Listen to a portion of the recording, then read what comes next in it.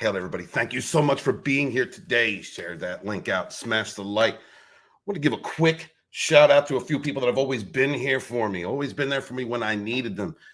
People like Gary, Griggs, Tom, and Andre have always been supportive of me, and I thank you guys so much. I know you've been waiting for me to ascend, and the time is nigh. Thank you to everybody in the chat. Thank you to everybody who has always supported my channel. Thank you to people who have been there and believed in me. People like Gaze, people like Miriam, Vinny, my good friends. Thank you to Scotty. Thank you to Culture. Thank you to many, many people in this indie sphere that has always believed in me. I'm back in full tilt. Got myself a second channel, link in the description below, where I'm going to have my positive content, do my tarot, and do that. This channel is for fighting in the culture war. This channel is for fighting against those in the industry who would hold us down, who would divide us, who would separate us based on trivial things, put us in check boxes, and commence us to fighting against one another. Because those bigots, those racists, those dividers, those people who garner power through separating others, through narratives and bullshit, those are the enemy. And the enemy can be out there in Hollywood, can be in politics, can be the wealthy elite that can be around us. It is our job, I believe, as good people who want to see others survive, want to see them thrive, want to see them grow, to stand up, to make that stand. That is what Rogue Entertainment is about. That is what it is. We are a collective of individuals. We are brothers and sisters who have come together to look out for one another, to press good content, to give you good content, to respect our customers, to respect our fans, to respect those that stand with us. This is what we do. We do not engage in whisper networks. We do not engage in trying to divide or separate or stifle others for our own growth. And if that makes you in a position where you're like, oh, they're too aggressive, if that gets in your fees, you're the one with the problem, not me. I don't care no more. I don't care what you think. I'm going to grow. I'm going to continue to grow, and I'm going to lead by example. I'm going to show you, I'm going to show everyone that we can do anything we put our minds to. We stay true to ourselves, and we stay true to our values. This is Rogue Entertainment. This is where we hold them. This is where we fight. Persian! Give them nothing, but take from them everything. You see, old friend, I brought more soldiers than you did.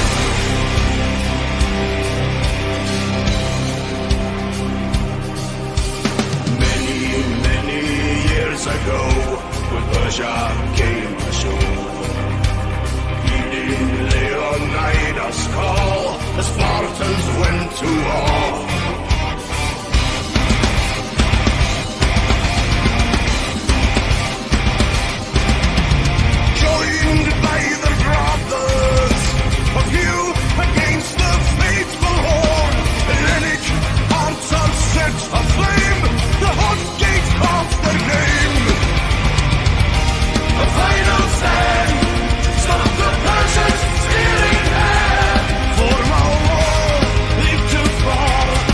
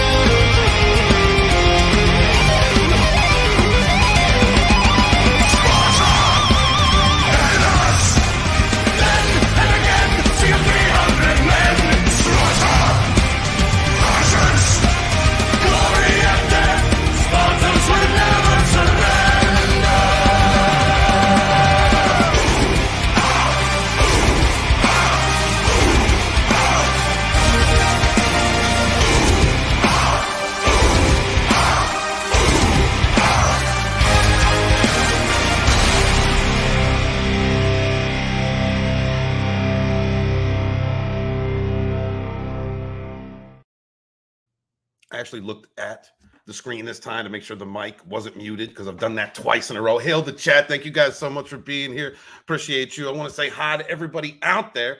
Thank you very much. Papa Cotton, what is going on, my brother? Good to see you. We bring up the damn thing. Thank you very much. These topics, man, can we just get a few minutes of loud dental drill audio instead? Jeez, you're killing me.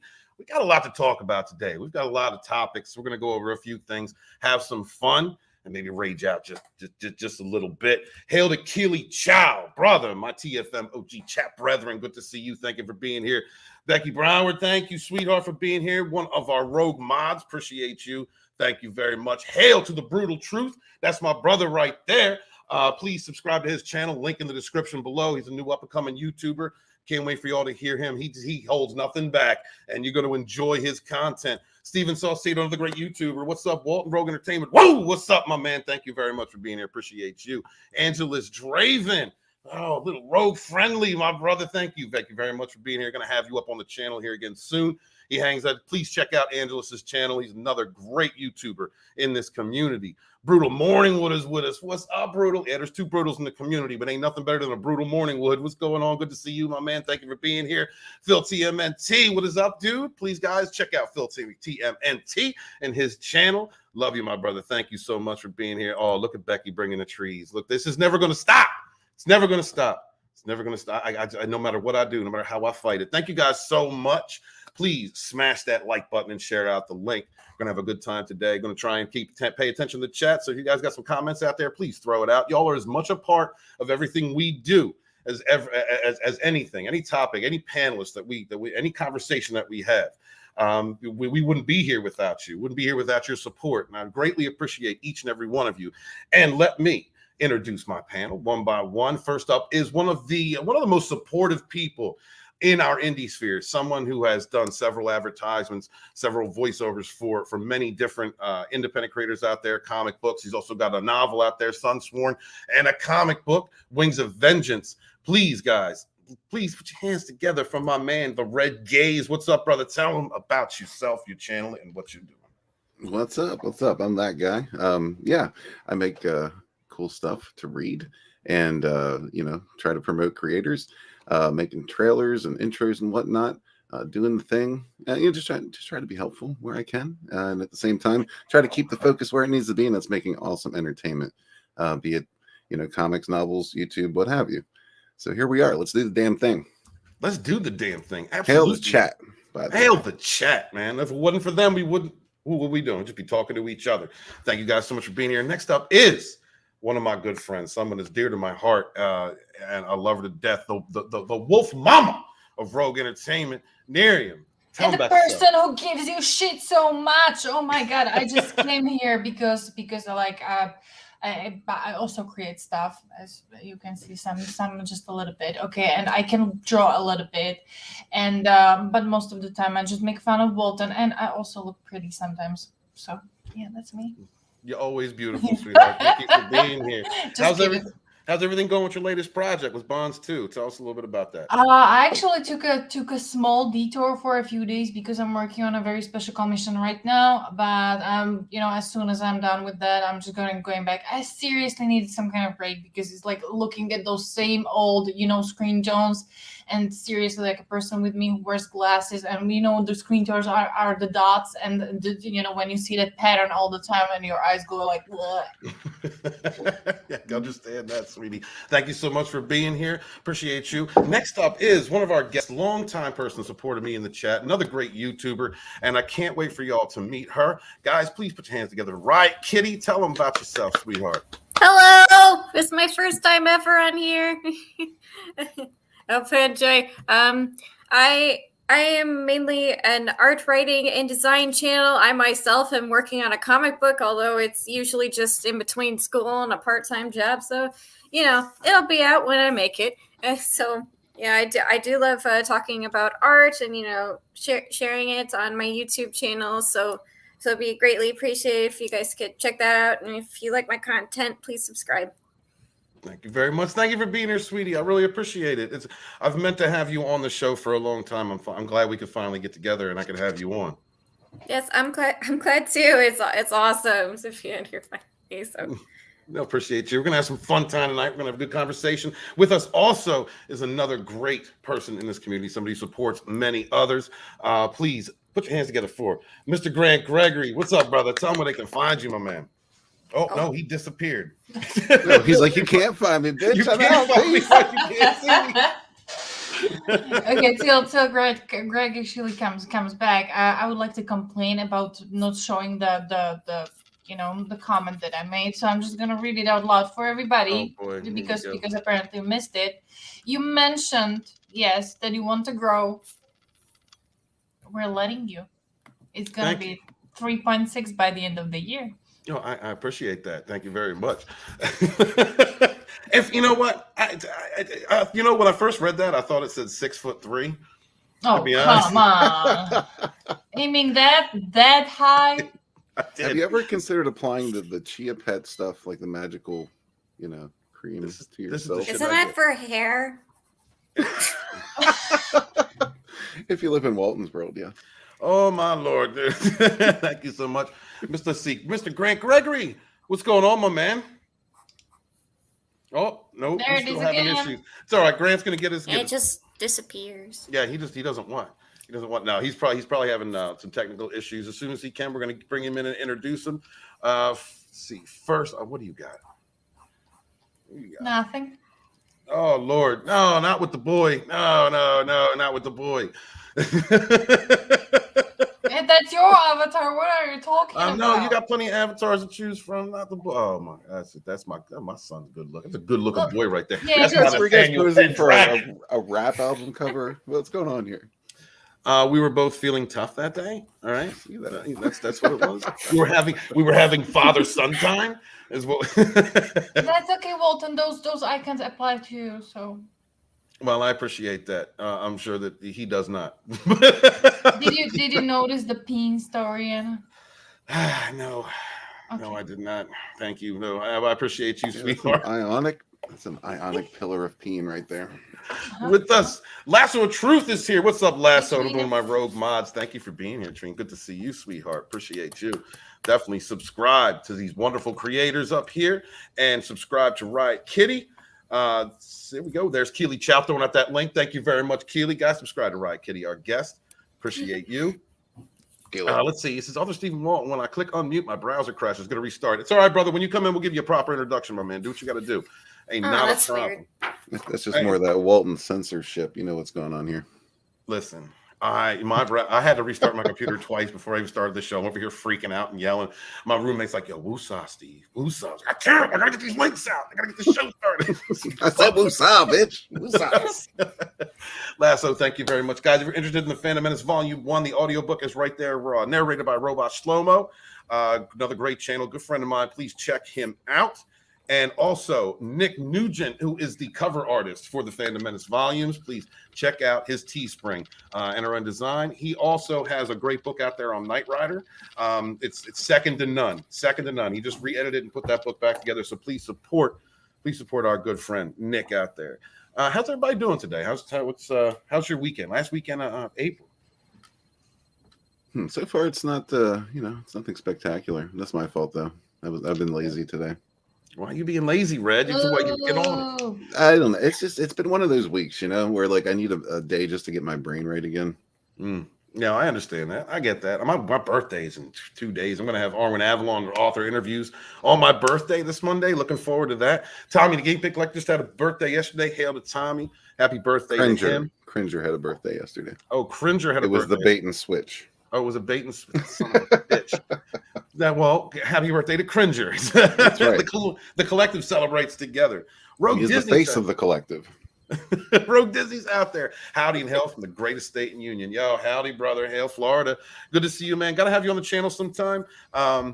Man, love your content, guys. Please subscribe to Rogue Disney, another great person in this community. And thank you very much, Lasso of Truth, throwing out. That's my other channel. I'm going to be doing tarot card readings over there. Be different from my content here. I had to separate it. I had to separate those two things because the algorithm was getting confused and people didn't understand. I like doing a lot of spiritual content, talking about meditation, talking about different things that I just don't talk about here.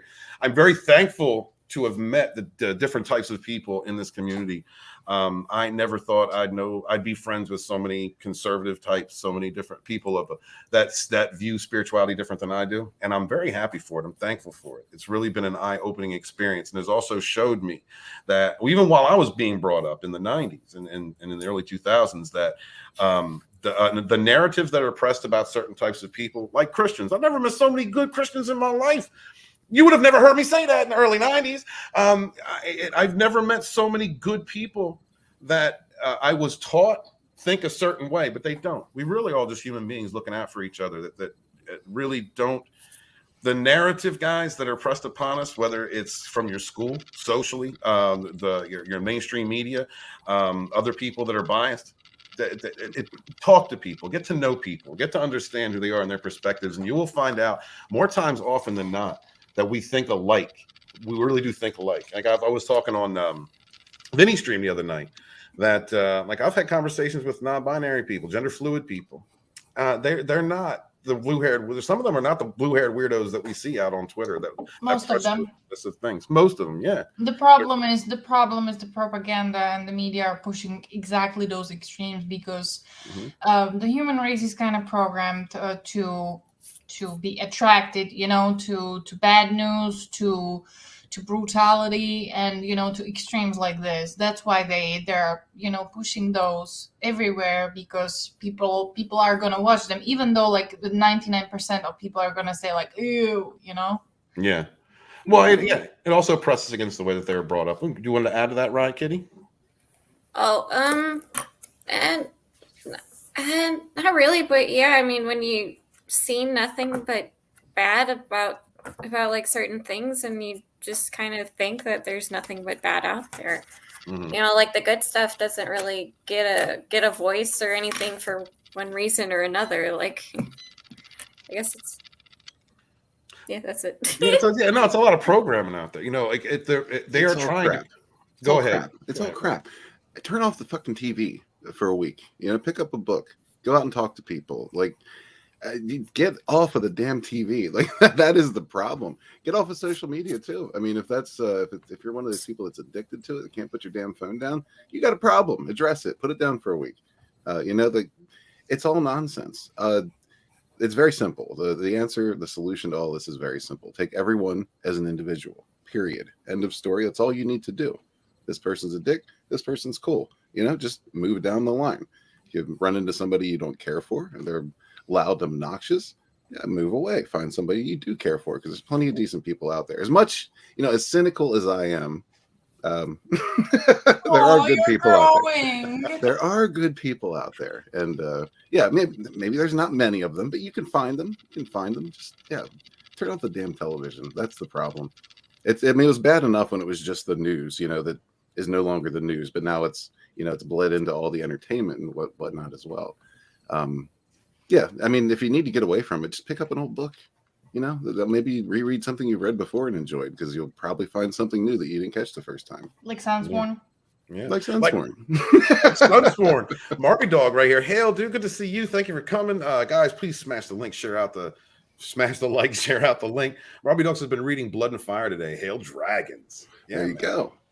Pick up a book, pick up good content, have conversations with people, just like Red was saying, like Miriam, like Riot Kitty's saying. The labels that are placed upon people does not dictate who a person is. And having conversations, getting to know somebody, like I said, for me, it's been an eye-opening experience meeting as many people as I had. The narratives that we have been subjected to, probably, I mean, not just in this era, but probably every era, has been that so these people are good if they hit these check boxes, these people are bad if they mark these check boxes, and that's just not the way that's not the human experience. We are very different people, as individuals. We have different perspectives, different outlooks. That's how machines work. That's why it's called programming. Be a fucking human being. Be an individual. Exactly. Being a human being, being an individual, and try and keep your mind open. And like Red said, if you run into somebody who's a dick, they're a dick. You just back, just Goodbye. It doesn't matter if they're a dick that's confused about their gender or a different color. There's plenty of dicks that are the same gender as you and the same color as you. There's dicks that comes in all shapes and sizes, and a lot of them suck you rather than being sucked. Absolutely. Papa Cotton says Disney can suck it. Oh, eat it. Okay. Yeah, Papa Cotton. Soul Assassin is out there. We're going to talk about Disney today. We're going to have a little bit of talk. Let's see if Tommy and Vinny can show up. We'll see what's going on with those guys. Soul Assassin says, howdy. Good to see you, Soul Assassin. Thank you for stopping through, my man. Marby Dog said, Christianity is good. Absolutism is bad. Hail, brother. Absolutely, man. If that's your perspective, the true teachings of someone that says love one another, respect each other, turn the other cheek, man, I'm down with that. I am down. Keely It's like any other organization, too. There's dicks anywhere you go. You're going to find dicks. It doesn't matter. You're always going to find those sewing circles. You're always going to find those jerks. They're everywhere, man. It doesn't matter what religion you are, what groups you're going into. It doesn't matter. Those dicks are going to be everywhere. That includes people named Dick and Richard. Exactly. Exactly. Which coincidentally was my dad's name. So, That's my grandpa's name, actually. And he brought up a sarcastic jerk like you. I can't understand why. How dare you? Listen, I nurtured all of this sarcasm myself. Oh my God! I am an individual. He's starting to revert back into his kind soul. Just don't ruin this. I used to be such a kind soul. Man, Lasso of Truth says it's always a loud minority. It always is. It always is. It's always the people that want to stir up trouble. Like Darren was saying earlier, human beings, a lot of human beings are drawn to like drama and just negativity. Yeah, and it's an addiction. You got to get away from that as much as we can. Get away from that. Human experience is very vast, and it encompasses a lot of different perspectives, types of people. I don't care what you are, what you identify as. I don't care what your political leaning is. Don't care what you pray to. I'm a Wiccan. I've met a lot of Wiccans who are not very Wiccan. In it harm none, do as thou will. I've met some people that carry the Wiccan hashtag. That carry the Wiccan banner, and they will hurt you in a heartbeat. They're terrible people. They will manipulate and use just like anyone else. So it really does come down to each individual. It doesn't matter what you're a part. Like Vinny said to us plenty of times, I don't care about a hashtag. I don't care about a group or a collective. I care about individuals. And Vinny's on point with that. Memes of destruction. What is going on? Good to see you. What's going on? We're just doing some talk, having some conversation. Legalize dueling. Absolutely, brother. Legalize dueling. Soul Assassin says, turn off the social media and electronics for a few days to be amazed at how amazing the world it really is. Yeah. I didn't even have to do it like for a whole week. For example, today I woke up, I went to swim, and then a little bit after that we went for grilling into nature. Mm-hmm. And my phone was about to die, so it was such a nice day. Yeah. It was such a nice day. It is, and you unplug from it. You go out into nature, spend some time walking around in the sunshine. That's what I've been doing a lot of down here in Florida. I've been going outside. I'm usually a recluse. I just kind of stayed in my computer, but I've been walking around outside, getting some sunshine, being around nature, going for walks. Been doing that during the night and the day now. Oh my God, Walton, sorry. Oh, no, I was just saying that's always nice to walk around. You can. Yeah, it's good to walk around. It's good to get outside and see other people. Get refreshed and realize that there's a real world out there that you completely forgot about because of all these stupid, goofy names and text scrolling everywhere. Meme says he's a dick. It's in his middle name, brother. Wonderful memes. Guys, please check out the Memes of Destruction, man. Love that brother. Had him on the author interview not too long ago. I keep telling him I'm going to bring him on Rogue Entertainment, and I keep forgetting. I'm sorry. So let's talk about some fun shit before we get into some of the more heavy topics later on. So I just want to go over this real quick. Megan Fox admits to participating in blood ritual drinking with Machine Gun Kelly. I thought you said fun. What's fun about this? It is fun. Oh my goodness. Yes. You know what this leads to, right? You know what this leads to. What leads to the Hollywood blood cults, man? That's not fun. Not really. Remember when culture? No, remember when culture was so busy telling us about Megan Fox, being a little bit underdeveloped when it comes to intelligence and stuff. I bet all you gotta do is tell her, like, listen, it's a luxurious wine, do it, and she would just like knock in the whole bottle. I don't know what she's knocking down. Apparently it's blood. Well, that's okay. That doesn't help because being stupid just makes it easier to manipulate the person. Yeah. All right, let's see. Transformers and Teenage Mutant Ninja Turtles actress Megan Fox recently confirmed she drinks the blood of Machine Gun Kelly in rituals. That's crazy, dude. Fox confirmation came in an interview. I don't know. We're going to find out. We're going to discover why. With Glamour's Emily Maddock, when she was asked about an Instagram post showing Kelly's proposing to her in Puerto Rico. God, can you imagine the children that's going to spawn from that? Oh, man. I mean, honey. They'll be beautiful but crazy, maybe. Hopefully not. Well, I mean, beautiful but crazy on her. You know, there's decent genes, but Machine Gun Kelly, you know, he looks like, I don't know, he just looks like an anorexic Gumby. I don't know. I can't. They'll be like 50-50 beautiful children, I guess. Yeah, and it's actually kind of difficult to, you know, imagine what those children might end up looking like. Yeah. Would you do a sketch for me? Or no, Nearing, would you do a sketch for us of what that possible union might produce? I'm picturing the children from a series of unfortunate events.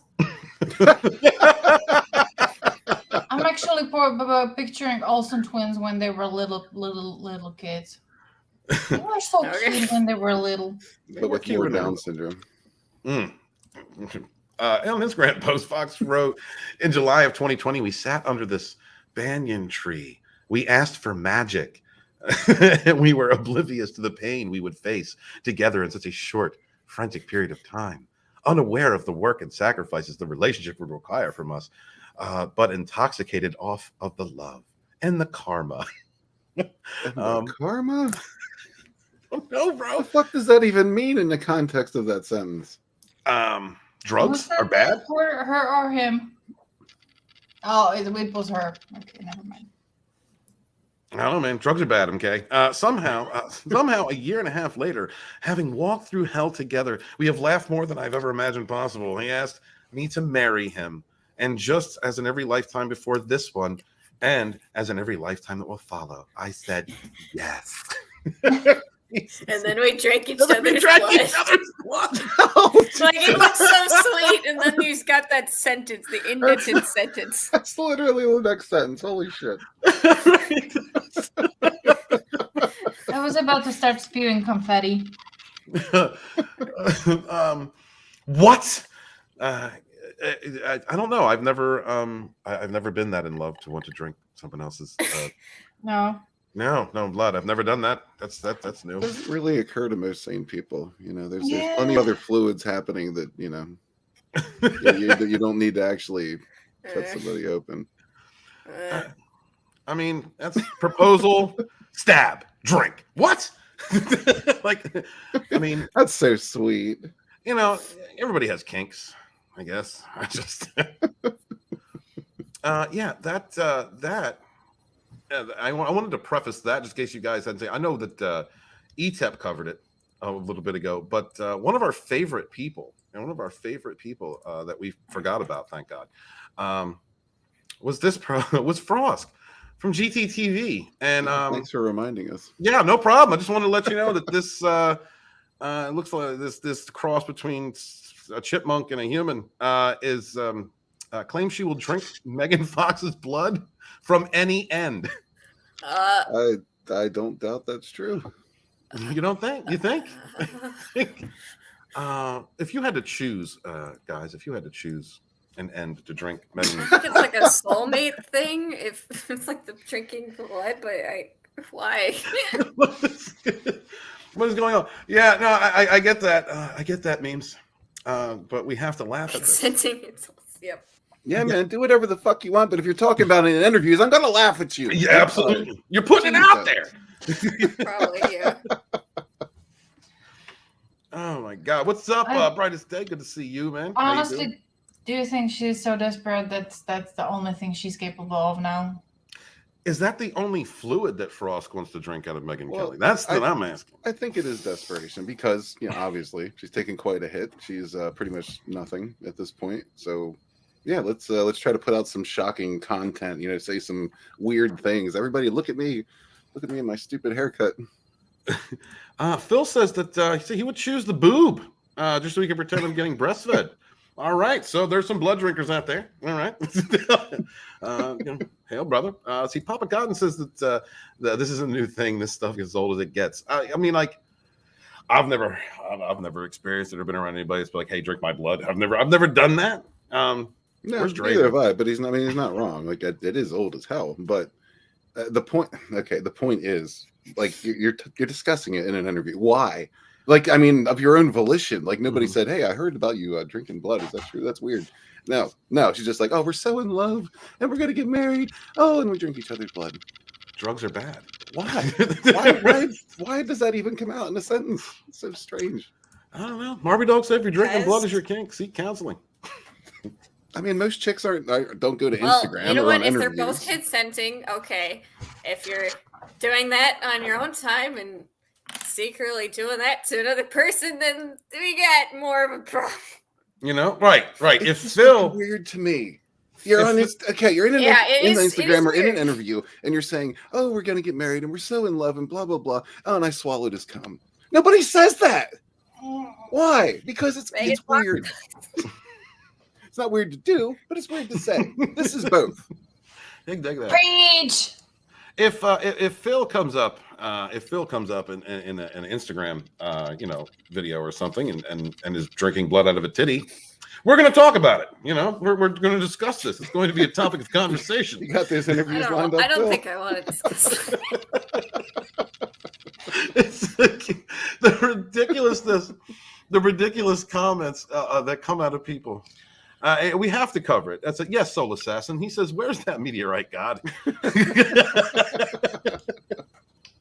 Oh man, the other Abram is here. What's up, dude? Good to see you. Says, "Don't panic." He's here. Hail to you. Thank you for being here, guys. Please smash that like button. Here. Yes, my man.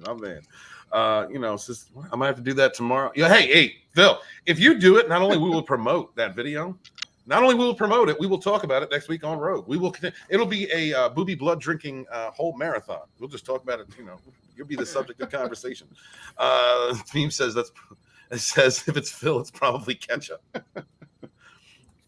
Brutal Morning One says my ex-wife wouldn't even help me shave my head. This goober got Megan Fox drinking his blood. I'm the wrong kind of asshole. No, you're not. You're our kind of asshole, Brutal. I don't know.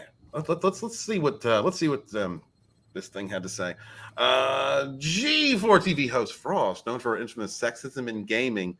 So sick of that narrative. Can we please get rid of the sexism in gaming thing? When was Gamergate? Did anybody point out to Frost that I started gaming Megan when Fox I was doesn't 6. exist? I never had that. Doesn't exist to be easy on the eyes for her. Anybody point that out? That's her. She's holding. Oh God. Yeah. Riot Kitty. No, I've never heard about it until Gamergate came about. You know what I mean? But that's like how long ago? It was like 2 years after Gamergate had already passed, and that's when I first heard about it. So. Yeah, I never heard that narrative. If you're a gamer, you're a gamer. Didn't matter. And what really got me was especially that time, I was like, if you're with a group of dudes, especially when you're young, and a chick comes over and she likes to game, that is like the golden egg. That's you right. Everybody loves her. Oh my God, I want her to be my girlfriend. Oh my God, I've seen so many video skits about that. Do you know VLDL, the New Zealand group? They are making amazing skits. Mostly about this. They even introduced this video where a chick is a gamer, and there was this one skit where a chick gamer is actually trying to gain an armor, but everything that is offered to her is the tiny little bra, and the second video is like a big bulky, warrior comes to a shop, what would you like to buy? Yeah, and I'm a girl, Right. But right. If a girl walks into a comic book shop, everything stops moving. Yeah, You know, honestly, though, it usually ends up fucking up the whole game because of Simpson preferential treatment and whatnot. Yeah, Mhm. yeah. Well, I mean, that's just, oh god. Well, he's Filter Me says, "Hey, ketchup on pizza is bae." You're killing us right now. Jack of all casuals, channel member. Thank you for keeping the lights on, my brother. So the first thing I hear when I open the stream is titty blood. Okay, then disappointed face. We're trying to help Phil. We're trying to help Phil with his content. You know, he's gonna come forward. He would drink blood from a titty, and we're just trying to help him promote that, Jack. We're supporting the community. We're helping the indie sphere. We're looking out for our brother. Marby Dog says that Frost is the cure to a 4-hour Viagra erection. How do you even get that?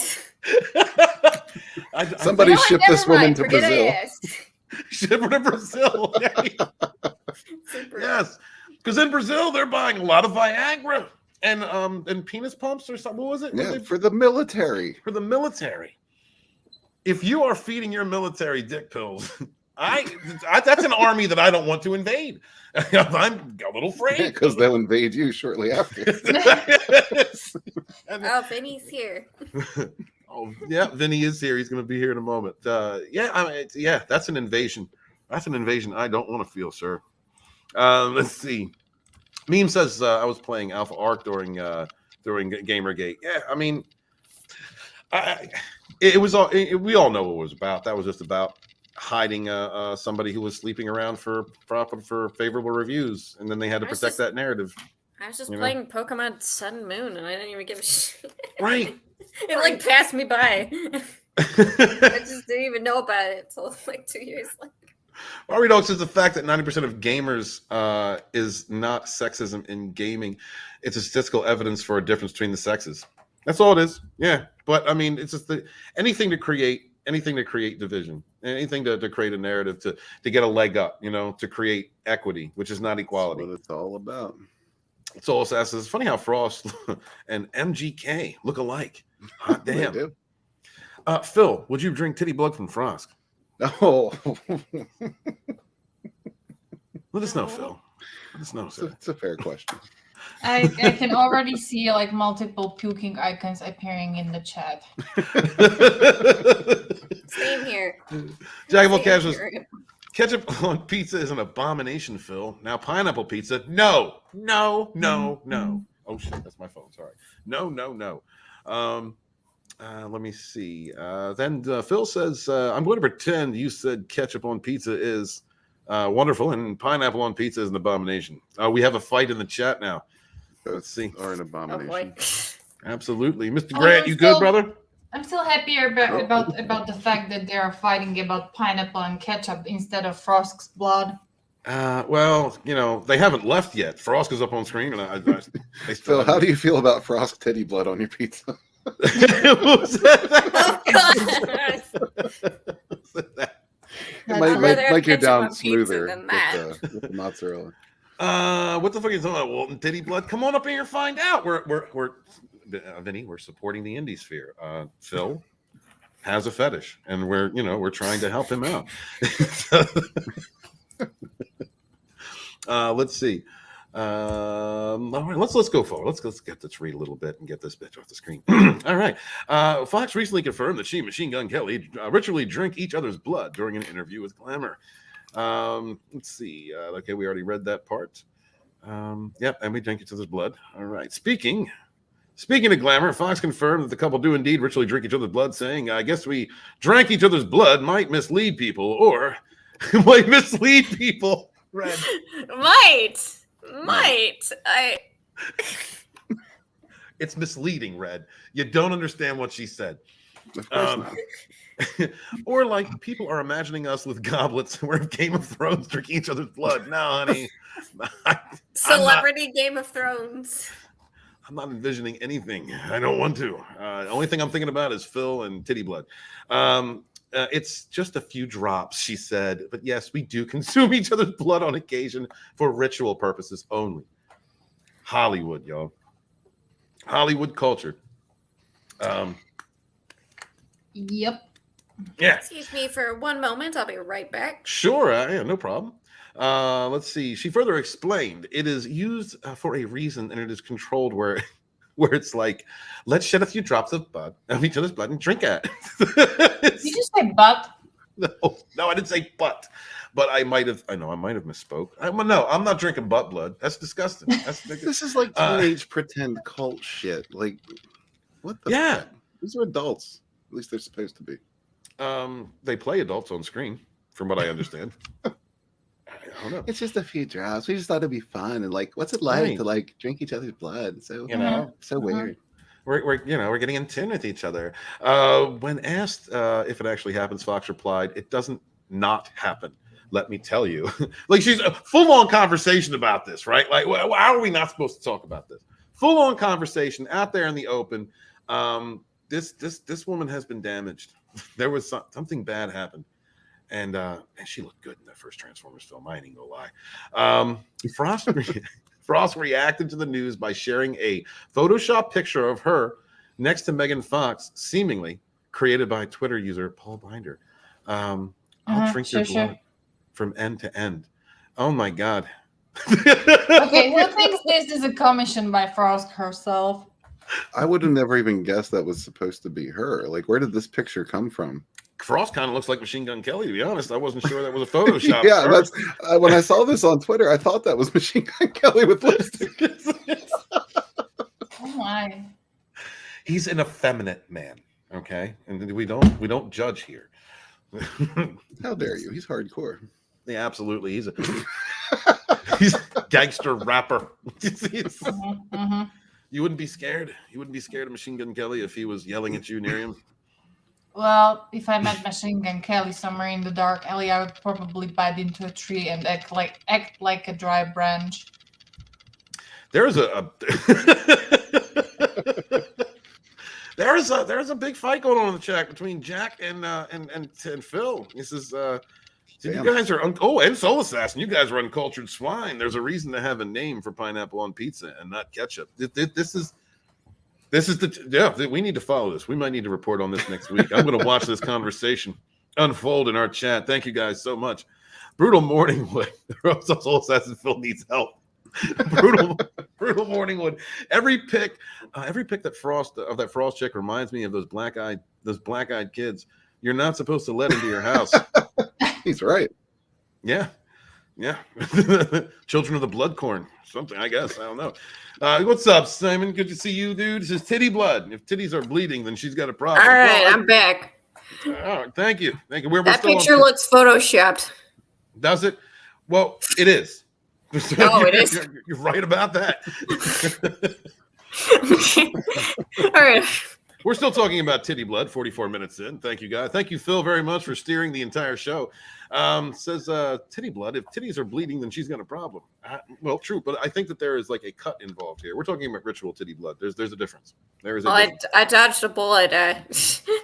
My mom was calling me about jury duty. It's like, I think you got jury duty. And it's like, no, it's a questionnaire about jury duty. Dang it. Let's see. All right, moving forward. Continuing on. Tina Bojan is here. Hello, Tina. Oh, what's up, Tina? Good to see you. Thank you for showing up. Appreciate you. Hail, hey, my rogue mods. Frosk would also would respond to the fellow G4 TV host, Fiona, writing any time of the month. Any time of the month. She is going to drink blood. She's there. Is she talking about, that you know what she's talking about? This gross, disgusting creature. No. No. I mean, you can have a kink, but you go, go ahead, Tina. Oh man, this is getting really gross. This is getting pretty gross. I don't know if I can continue with this story, Red. I'm having so much fun with grossed out Walton. See, Bonnie took credit for the image on Twitter. Yeah, okay. Ooh, that's good for you. And look, there's Az. Public YouTuber Az from Heel vs. Babyface. My Frost sharing the image with a reference for her famous infamous sex and there it is. Damn right, brother. There she is, guys, and she will drink any time of the month out of any hole. from Megan Fox. Is that a threesome? You guys are Natural looking or forward to? manufactured, doesn't matter. Yes, my God, it's still going on. Let's see. People don't care about this article at all. The Jack of all casuals is entitled. I love how basically we're flip flopping from titty butt to toppings on pizza. This is what it is. This is what it is, Ryan Kitty. Yep. The chat is steering the show right now. Well, that's why it's called Rogue Entertainment. That's right. That's right. We try here to provide great content, but the chat actually does run the show. Is entitled to his opinion about pineapple on pizza, even if it's wrong. Papa Cotton, if you put ketchup on pizza in front of me, trust that I will smack it out of your hand. And if you don't move fast enough, your face will be next. Oh, Lord. Listen, if you want to mix it into the sauce before you make it or whatever, that's fine. Don't just take out the bottle and spray that shit on top of your pizza. That's weird. That is nuts. That is nuts. That is nuts. Let's see. Grant says he has to reload his audio, and he is trying to. He's trying to get on. Say, brother, man, take your time. Do what you got to do. Because right now the chat's talking about titty blood pizza. He's like, I'm missing the titty blood. Yeah, you're missing titty blood right now. Oh, my God. All right, so let's do. Here we go. Let's talk about Tyra Banks and the new Disney Plus show, guys. Or not Disney Plus, Discovery I saw Plus. that. Yeah, this is something. This is our guy. This Can't like wait a for this one. little anger out of the audience. Let's find out. Let's find out what everybody thinks. If it will load up. Let's see. Sorry, guys. Give me a moment. Oh, there's Vinny. Before we begin, I need to ask Vinny. There he goes. Vinny. Vinny! I was trying to eat, and all I heard was ass blood, pussy blood, frost, shark teeth. I don't think anybody said any of those things directly. So I guess I need to get my ears checked. Hello, everyone. Hi, Ryan. Hi, Miriam. Hi, Ryan. Kitty. And that's how we got to the ear blood. Lasso of Truth says, we try to provide good entertainment here, but the chat runs the show. I love this corner of YouTube. Hail, sister. This was the meme I had put up when Frost posted that. Oh, shit. As a big Those fuck are you to her. Sausages, though. That was sausage Olivia party. Munn, because Olivia Munn is not a sexual object for us to masturbate to. And this was literally on G4 when she was trying to cram as many hot dogs into her mouth as possible. So that's why I put that up there to slap her in the face after saying something so vile and disgusting towards another woman. Absolutely. Yeah, that's terrible. I think that this is a great shot. I love Olivia Munn. Honestly, nobody would give a shit about what she said about Megan Fox if she didn't say that crap that she said before. Right. No. She did it on purpose. We all know that. Probably not, but the any time of the month bit was a little bit much. And we know what it meant, Red. Oh my God, why are you bringing me back to that? Isn't that why Frost why she went lesbian? Because those teeth, pecker wrecker. Oh, Lethal Lightning, Also my big dick brother from down under says, jokes on Frost. I've rubbed out many a nut to her. Lethal, we need to talk, brother. Yeah, Lethal. Hi, Lethal. Hi, Lethal. We need to talk, brother. How you make? Your tastes are scaring me now, dude. Right? That's literally Just what she now? got Kelly. Well, I kind of agreed with him about the whole Brie thing. I'd tap Brie, I think, it's just that Frosk. Whew, man, that's the prince from down under. Yeah, this is his any time of the month moment right here. I think absolutely just a step too far, Lethal. Vinny, we were having a heated discussion in the chat about pizza, but I wanted to ask you: would you drink blood from a titty? I think that's my cue to leave. It's been a pleasure. Rogue Entertainment. We had many great months together. Oh man! Any particular time of those months your favorite, Vinny? This took the cake. Out of everything that's happened, that was it. Titty blood. That's it. What's wrong with you? Why would you ask another man that? Because Phil brought it up. Phil's one of our supporters. He might be thinking about Phil, but that's no. Sana says, I wonder how many hot dogs were consumed after that Mun bit. Was there ketchup on it, or was it blood? Well, she did go into Hollywood right afterwards. She got a lot did. of roles. You're right. She did. She absolutely did. All right, let's talk a little bit about this. Tyra Banks Discovery Plus's new series about child drag queens opens up a disturbing rabbit hole. Why are we even having this topic? Why is this even a topic? Did Disney sponsor this? I don't know. Maybe. Well, it doesn't Disney own Discovery? There you go.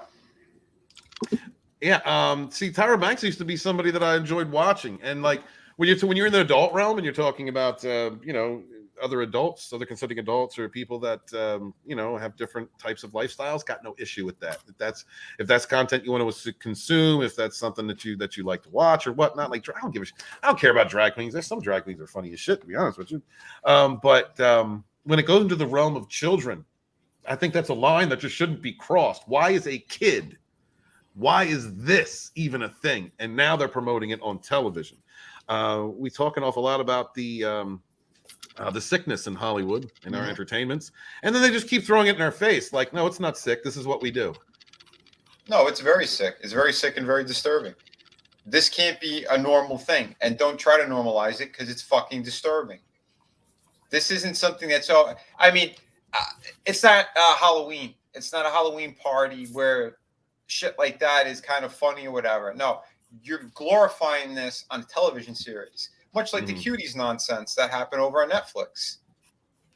It is a form of grooming. I don't give a shit what anybody says. That's what it is. They're parading these kids. It's child abuse. It's full on horse shit. All of this. Like, why would you put this on television? Who thinks this is a good idea? It's not even. It's just. He's like, yeah, it's just mind-boggling. Like at this point, they're still pushing this shit. Yeah. So Marble Dog says Tyra Banks is now world champion groomer. How about that? Speaking of grooming, Papa Cotton is throwing out Brie Larson's link, guys. If you want to subscribe to Brie Larson, there you go. Jump on that, Lethal. Is there a way? You know, he's already subscribed. Keely Channel, subscribe to Jessica Alba. Hell yes, subscribe to Jessica Alba. What? Yeah. Yeah, she seems to be the only normal one. She left Hollywood and is just making hundreds of millions of dollars doing, clean product for babies and stuff like that. So bless her. Bless her. There can be normal people in Hollywood, I suppose. Yep. Soul says child drag queens, what the F. So when and where is the angry mob going to meet up? I mean, they have been meeting up. They've been fighting against Disney and fighting against Netflix. Let's continue and see what this is gross, man. I see a show about underage drag queens. This is what Discovery Plus is delivering to you this summer, and it is raising some very serious questions. It should raise very serious questions. It should be. Even in that photograph, you can see that the person has nothing underneath. Well, who's doing the guy's makeup? It's creepy. Yeah. It is creepy and disturbing. It's it's grooming. It's making kids more accessible to perverts, man. It's something that this is a serious topic that needs to be spread around, needs to be talked about. You need to press up against any narrative, any narrative, just like with the parental rights bill, the parental in Florida, which they're trying to spin as a "don't say gay" thing. That's you got to fight against those narratives, man. We have to fight. We got to protect our kids. This is, and they're just coming from every angle. They're trying to do it. They're trying to indoctrinate in children's shows on TV channels. It's all around us. It's so blatant and in your face. At some point, normal people, and by normal, I don't care if you're straight, gay, what your lifestyle is. I don't care. Normal people, normal thinking people, do not think children should be involved in things like this. Exactly. Because there's been Disney employees that are standing against the bullshit that Disney pulled because they know this is sick and disturbing. They're also parents.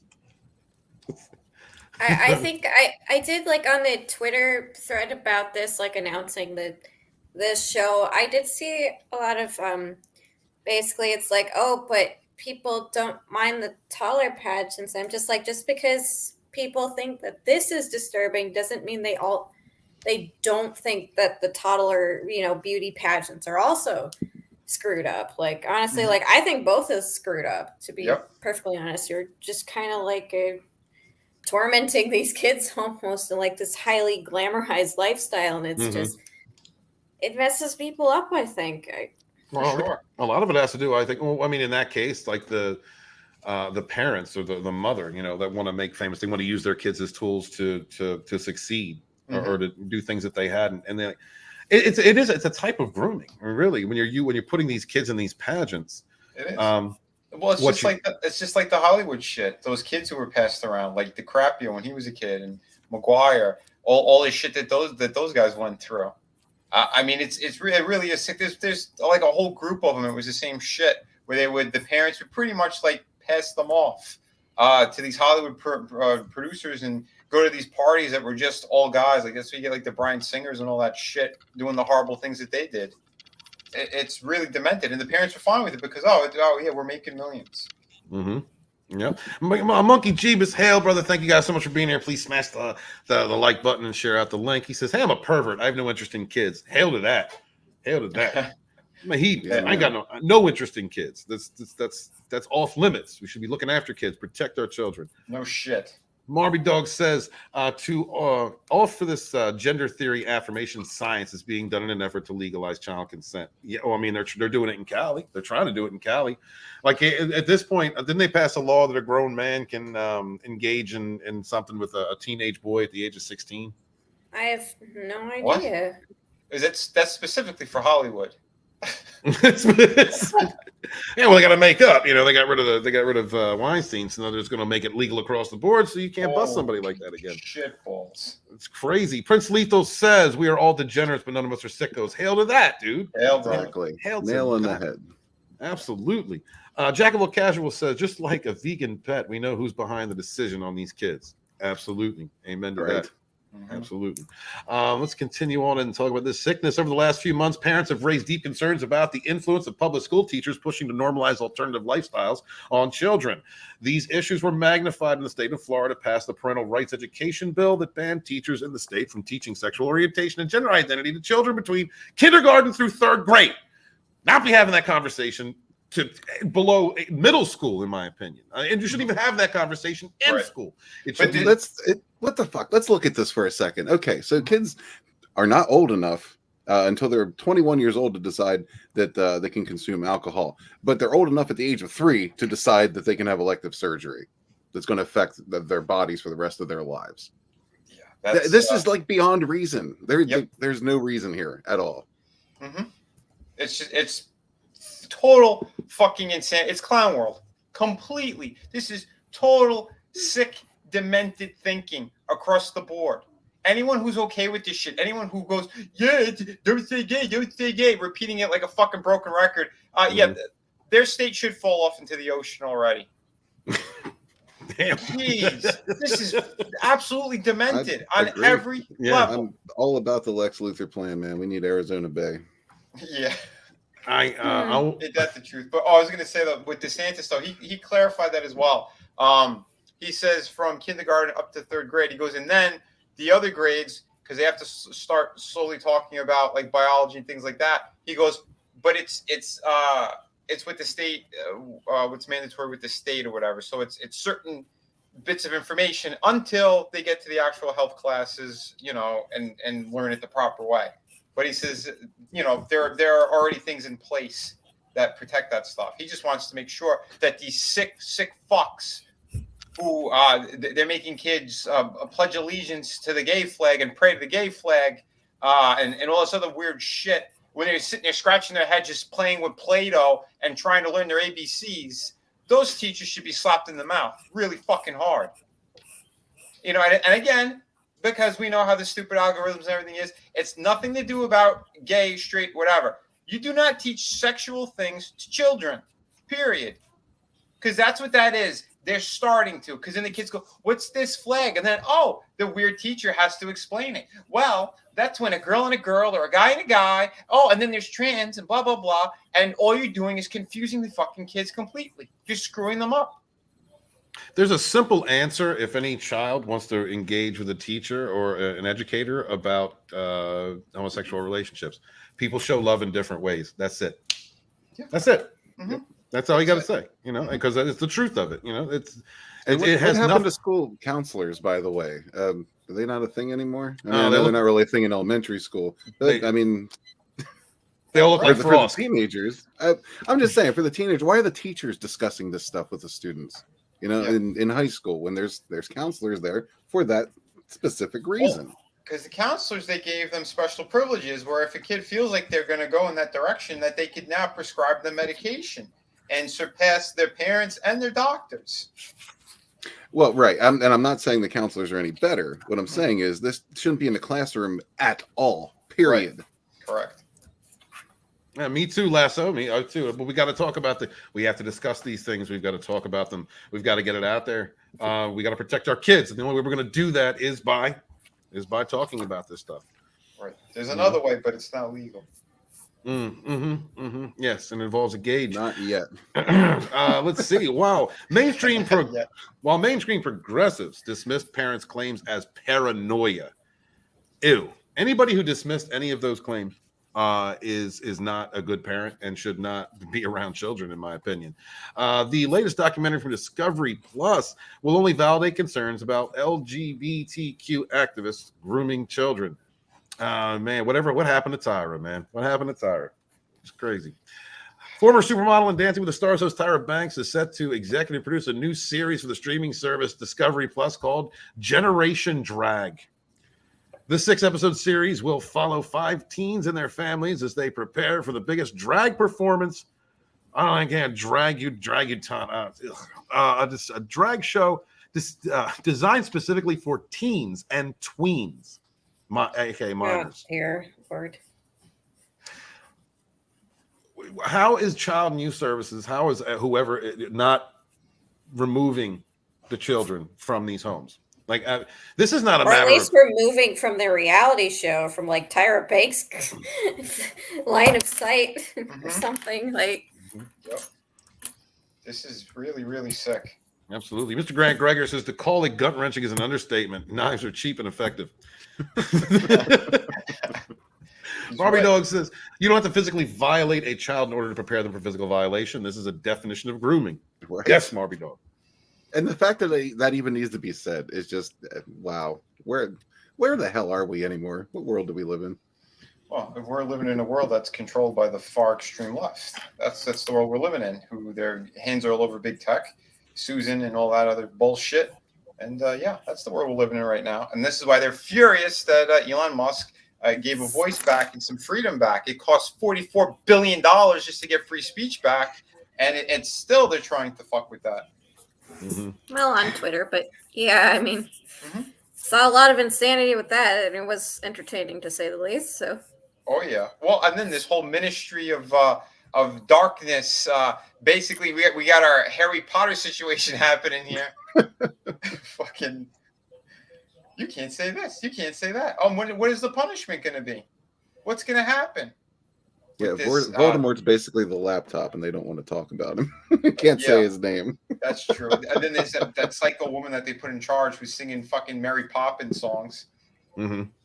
Can you imagine if we get to a point where the word laptop is actually going to be banned from YouTube? I can, actually. Kind of have to go back to the chat just to lighten the mood, just for a second. Killy Chow says, never drink the green titty milk. That's good advice. If your titty milk is green, you got to go to a hospital. It's probably found in New Jersey. Killy Chow has also started a whole conversation about Jessica Alba in the chat. The chat doesn't give a shit what we're talking about. Alba has herpes from Papa Cotton. To which Barbie Dog, I want Alba herpes. So,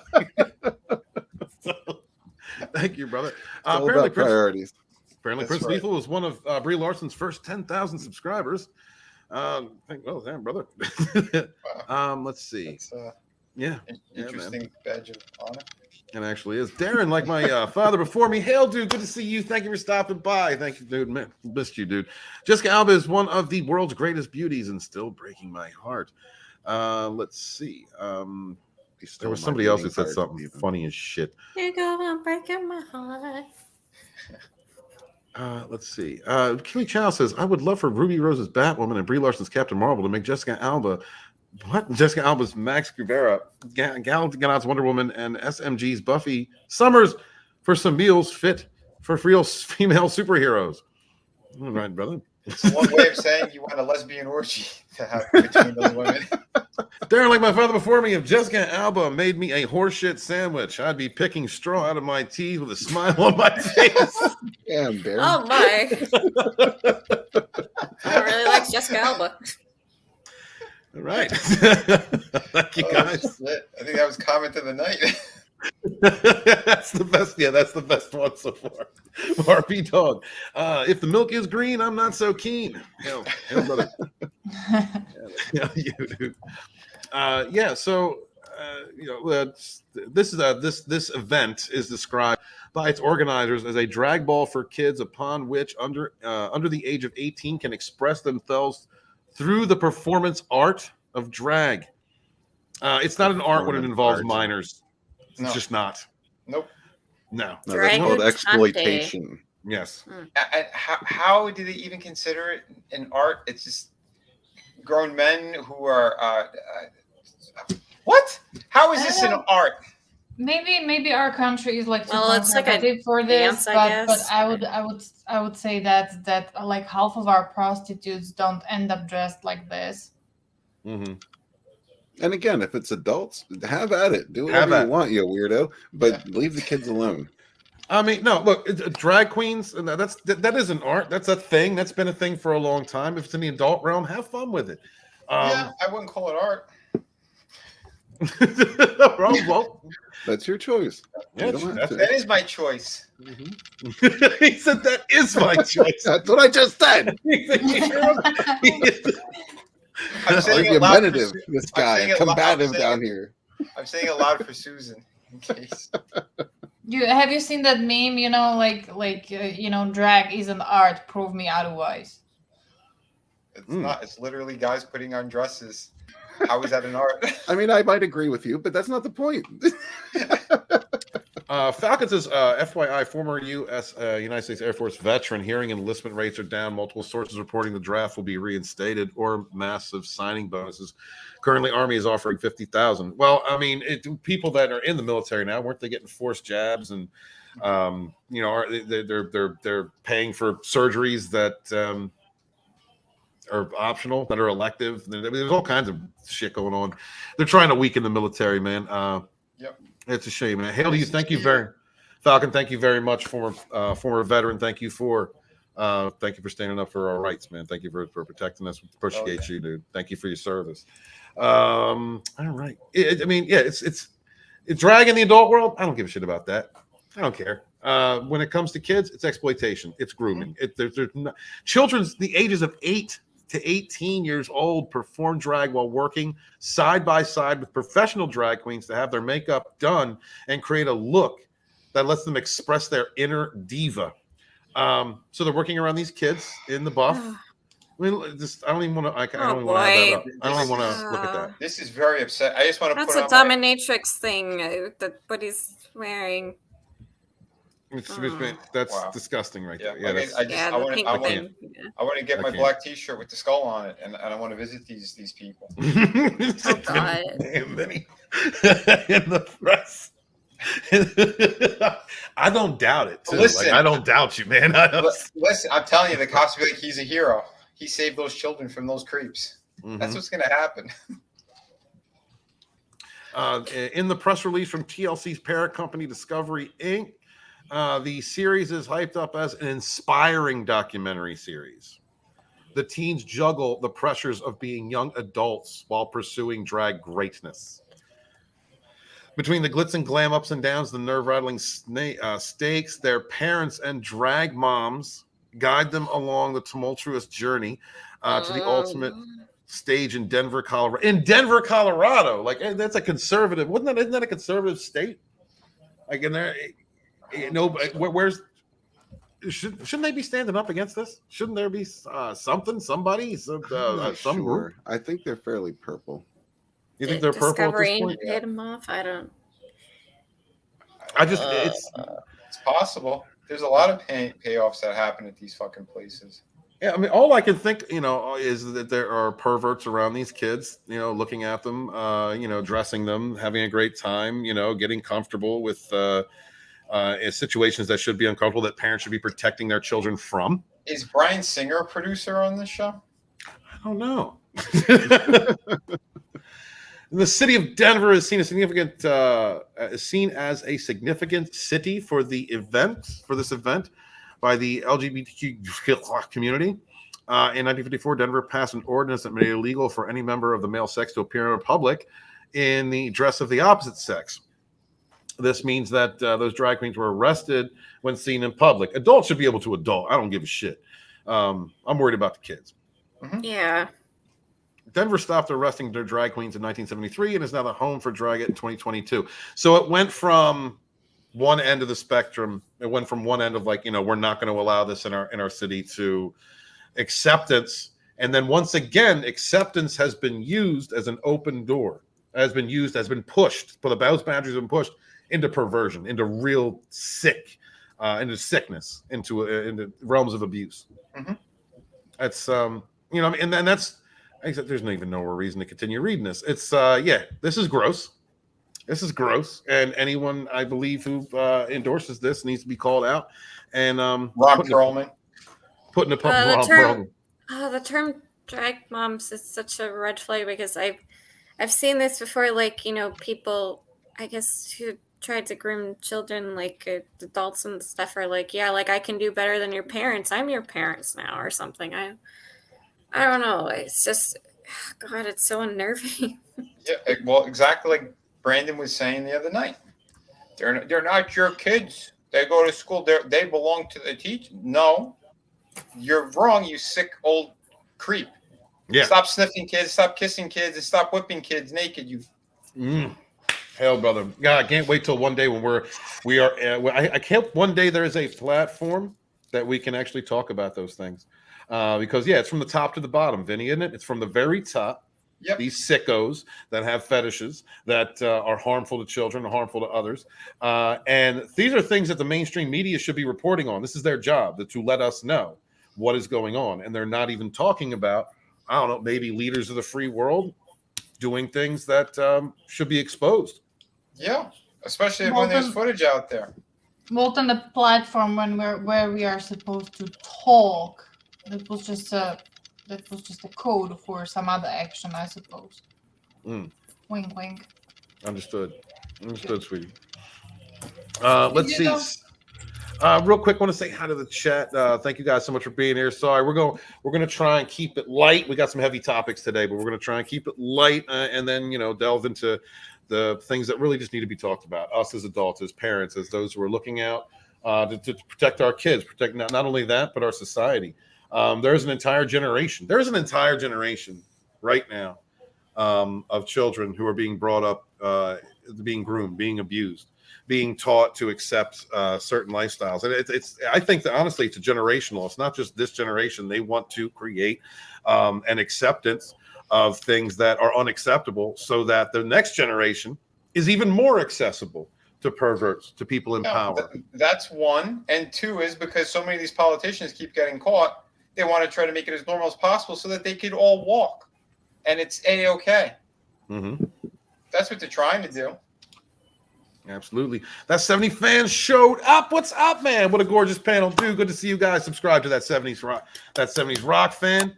Great new up and coming channel in our community. Tina Bojan, absolutely. Art is subjective. Thank you, Tina.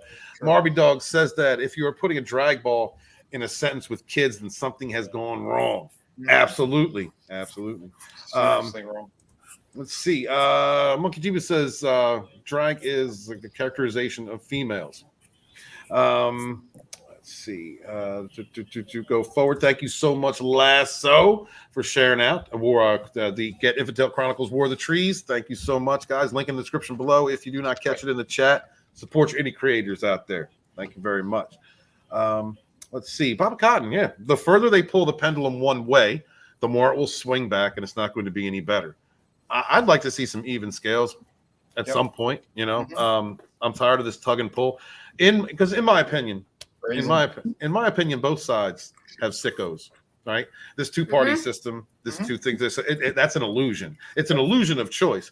And it goes back and forth. Like they take turns being in power. They take turns because at the end of the day, all of them either know of or involved in this sickness. And that is the biggest problem. That's an issue for me. Yeah. What's his face? That guy, Roger Stone. He was involved in a lot of that shit back at the time of Nixon. They said he was like the head of one of those. He was setting up the parties and shit for all the politicians to get laid and have their weird orgies and shit. He left it and then found God and got reborn or whatever the hell his story is. But all politicians were involved in that stuff. It wasn't just the left. It wasn't just the right. Yeah, so they're well aware of what's going on. And these fuckers, they cover up shit and they protect each other. Look at that piece of shit, Kevin McCarthy. Same deal. I know trees are sexy, but you keep looking out the window at them. So I was just yelling at my kid for cooking and saying it's coming through the rain. It's actually the rain. Oh, goodness. I'm sorry, Nate. My bad. Thank you. So, yeah, man, it's just sickness. We got to talk about fight real quick before we keep going. Thank you everybody just joining us today. What's up, Brahma Bull? Another great channel in the community, up and coming channel, guys. Please subscribe to Brahma Bull. Yeah. Appreciate you, King of the Squibs. What's going on? Thank you very much for being here. Super fan Adam Shawhan. Hell, good to see y'all. Hello. Thank you so much.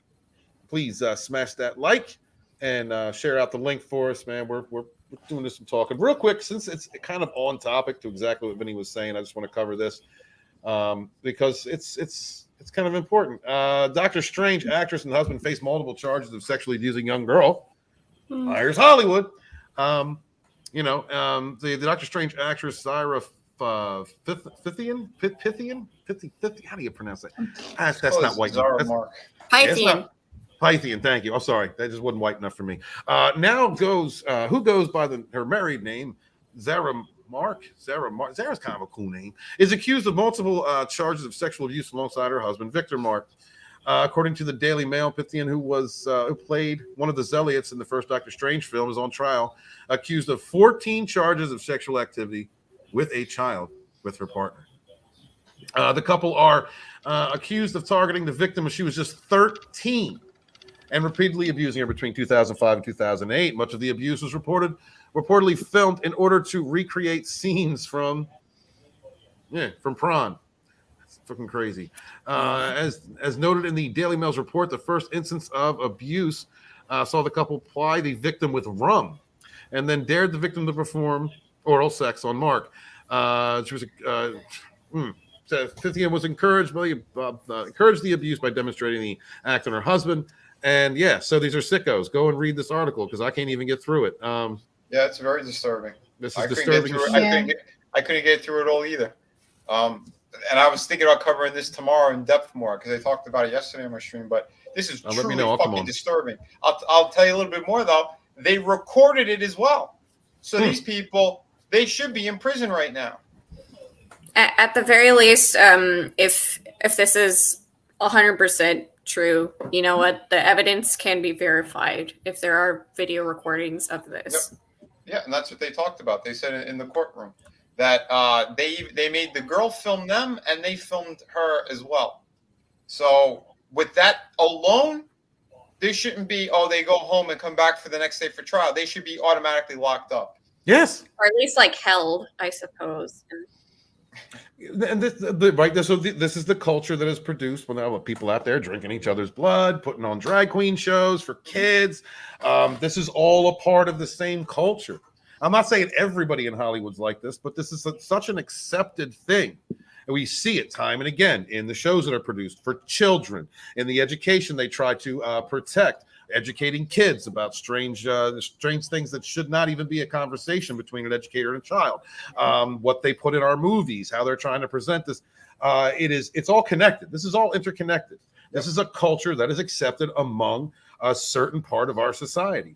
And like Vinny said, why are these people not in jail? Mm-hmm. Why are they not in jail? Exactly. Well, and even if they're not involved in it, there's a whole lot of people who know this shit's going on, know it, and just sit there with their mouths closed. Yeah, that's completely unacceptable. Go ahead, buddy. I was going to say, the same thing with Affleck. He was well aware of what was going on with Weinstein. They all talked about it. Same thing with that other creep, Ron Perlman. But what happened? Ben Affleck's name and his brother's name were also on that list on a certain island of a certain guy who supposedly killed himself in jail. They all have shit to hide. They all have shit to hide.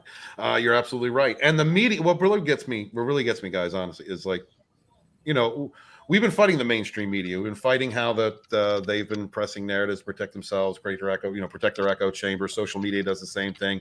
Facebook is notorious for that. Twitter was until, Elon's coming to step in, and now all of a sudden you're able to talk and express yourself a lot more on Twitter. That's the scariest part of this to me, is how many different media companies protect or stifle information or don't let you speak about things that are out there that may come off, I don't know, famous people's laptops that expose and show the type of degeneracy that's out there. And and you're struck for it, like even on this platform here, which I'm thankful to be on. I'm thankful to have a YouTube channel to be able to be here. If we discuss these things, if we discuss the possibilities, if we discuss evidence and facts for about certain things, I'll lose my channel, or we will lose our channels. Yeah, that's misinformation. That's what the Ministry of Truth is for, Walton. All right. Because God forbids, social media platforms might be taken over by people who actually allow people to express their views and opinions. Can't have that. So the government has to step in. At the very least, I think once the old buyout is transitioned, Elon gets all the employees he wants gone or arrived, then, I think cancel culture might take a back seat, to be honest, because it kind of originates a lot from Twitter, too. Well, it's government cancel culture. It's not the trolls fighting anymore. This is straight up the government. Because why? Again, Elon's giving people a voice again. It's a small corner of the world, but Twitter is that, right? And they don't want that anymore. So he said that he bought it. He officially bought it. It's going to take time for the whole thing to go through, but he's already putting those changes in. That's why people are getting their accounts back and all that, who were suspended or frozen. We could say certain things without being removed anymore or having other stupid warnings pop up. And this infuriates them. So they set up this stupid ministry. So as it becomes more rock solid, they can just step in and go, okay, you're going to be arrested. You're going to be fined or whatever bullshit. Because we still don't know what it's going to do. If you're deemed a threat to them, how are they going to handle it? They're sitting there singing Mary Poppins songs, slapping us all in the fucking face. Yeah, brother. Yeah, I'm curious. What is going to happen? Mirrorsphere's Origins is here. What's up, Mirrorsphere's Origins? Another content creator in the community. Going to be presenting a book, a novel to us all. Man, hail to you. Got to get you on the show soon. Want to help promote. Mr. Grant Gregory's having technical issues. Man, thank you for hanging out in the chat. Hope you get those things solved and can come on the panel. This is Bury Them All. Yeah, brother. Absolutely. Soul Assassins, government wants us to stay divided so they can keep doing their evil shit unnoticed. Yes. 100%. That's what the checkboxes are for. That's what the division is for. That's what the bathroom debates are for. That's what advertising the living hell out of the Amber Heard Johnny Depp trial is for. Not that shouldn't be talked about, but it's something that's it's a distraction. It's all distraction. There's a reason some are televised and some are not.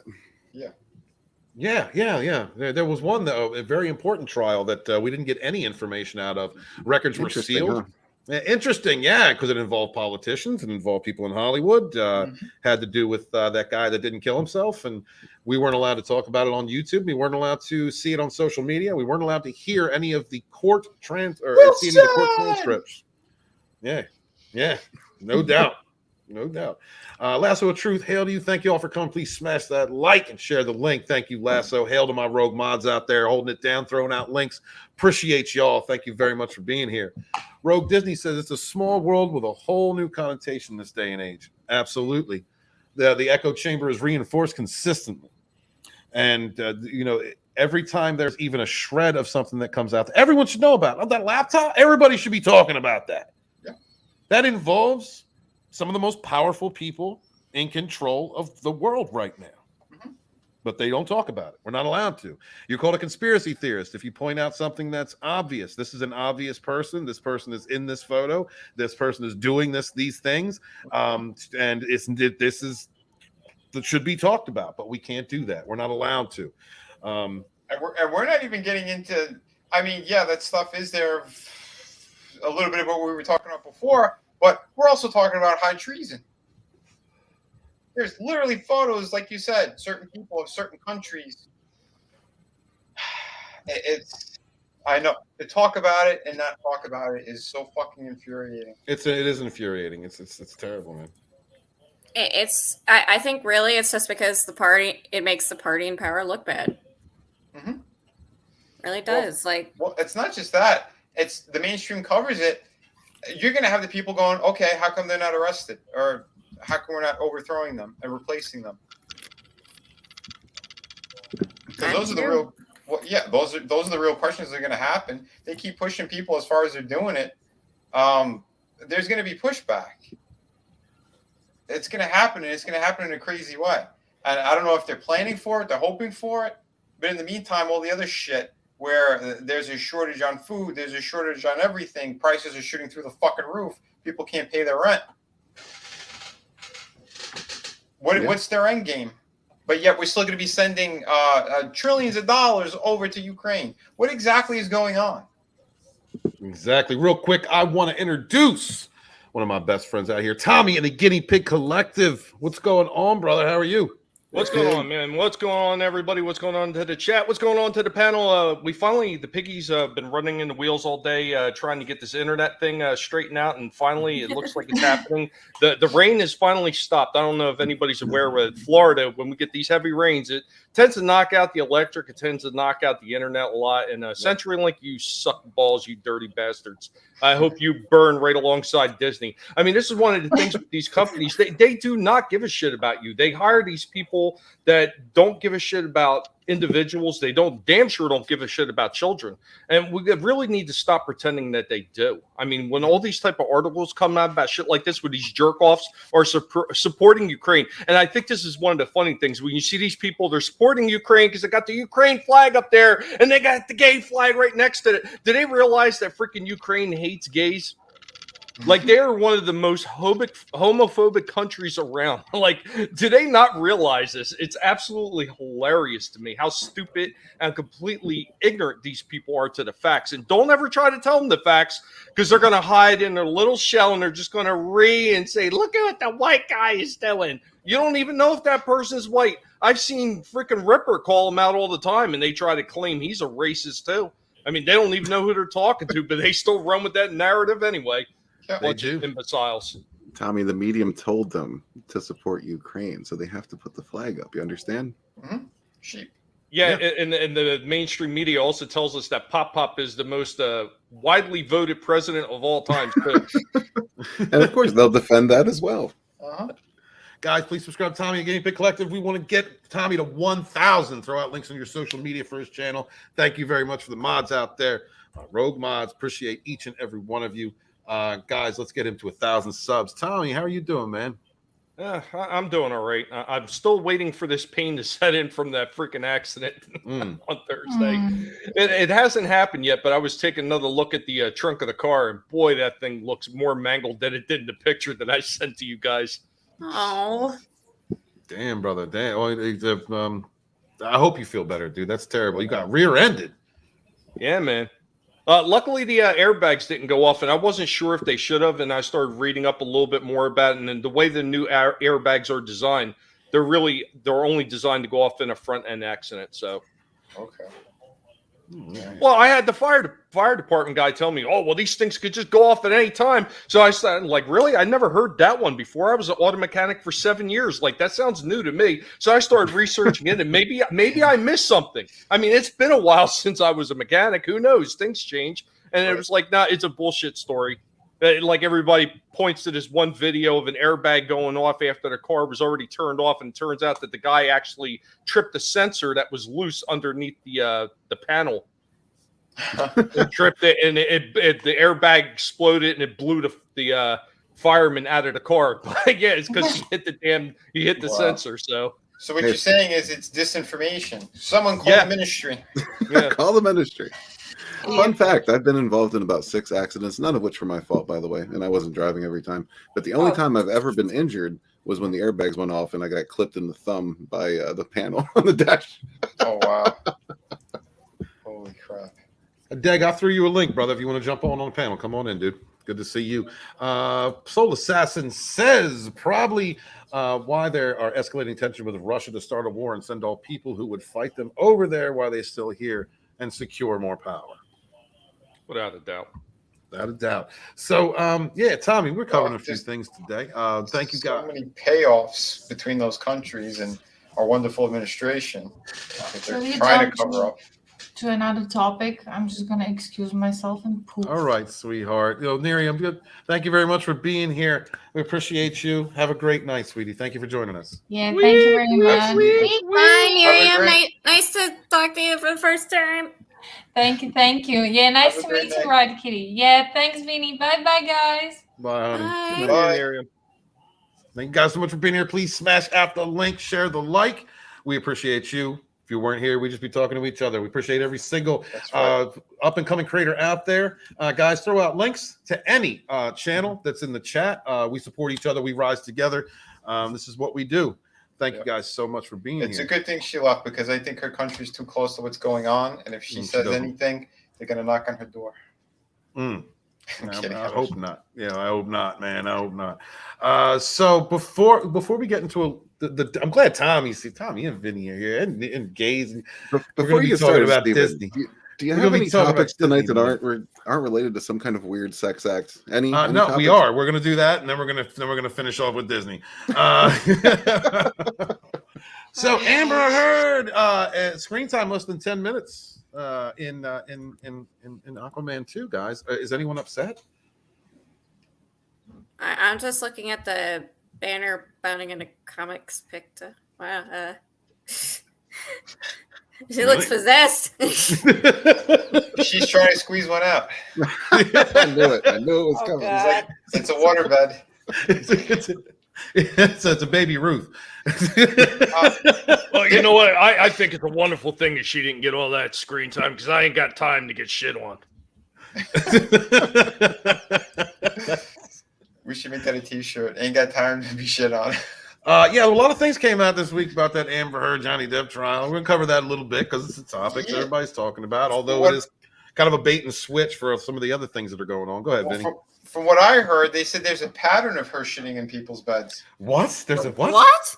Yeah, that's what I heard. I don't know if it was hearsay, but they said there's a little bit of a pattern of her dropping a deuce. So she's an Amber Turdist? Yes. Has she ever written on the wall with it? If she did, then she could be president. She's a serial Amber. Come on, man. Yeah. So apparently, what'd she say? It was a practical joke. It was as anyone in the chat, would you let us know if you have decided a practical joke is taking a dump in your lover's bed or in your bed? It was technically her bed, right? Let's look at it this way. At least she has moved up on the evolutionary tree and she's not just throwing it. No, that's not a practical joke. If I'm shitting on something or someone, it's because I wish that person ill will. Exactly. That's hepatitis. Literally, that's a malicious act. That isn't a joke. I'll find it funny, but they're not meant to. You know what the funny act was, or what you would call a practical joke? It's when back when the fake dog poop, the plastic dog poop. Right. If you put that in the bed, that's a practical joke. Not really. Or a fake snake. Not crouching down on the bed and leaving a stain and a smear. This could be considered a fake snake of sorts. And what did she wipe with? Because there's just a trail. Like, what an animal! Holy shit! Not your type of lady, Vin? No, not at all.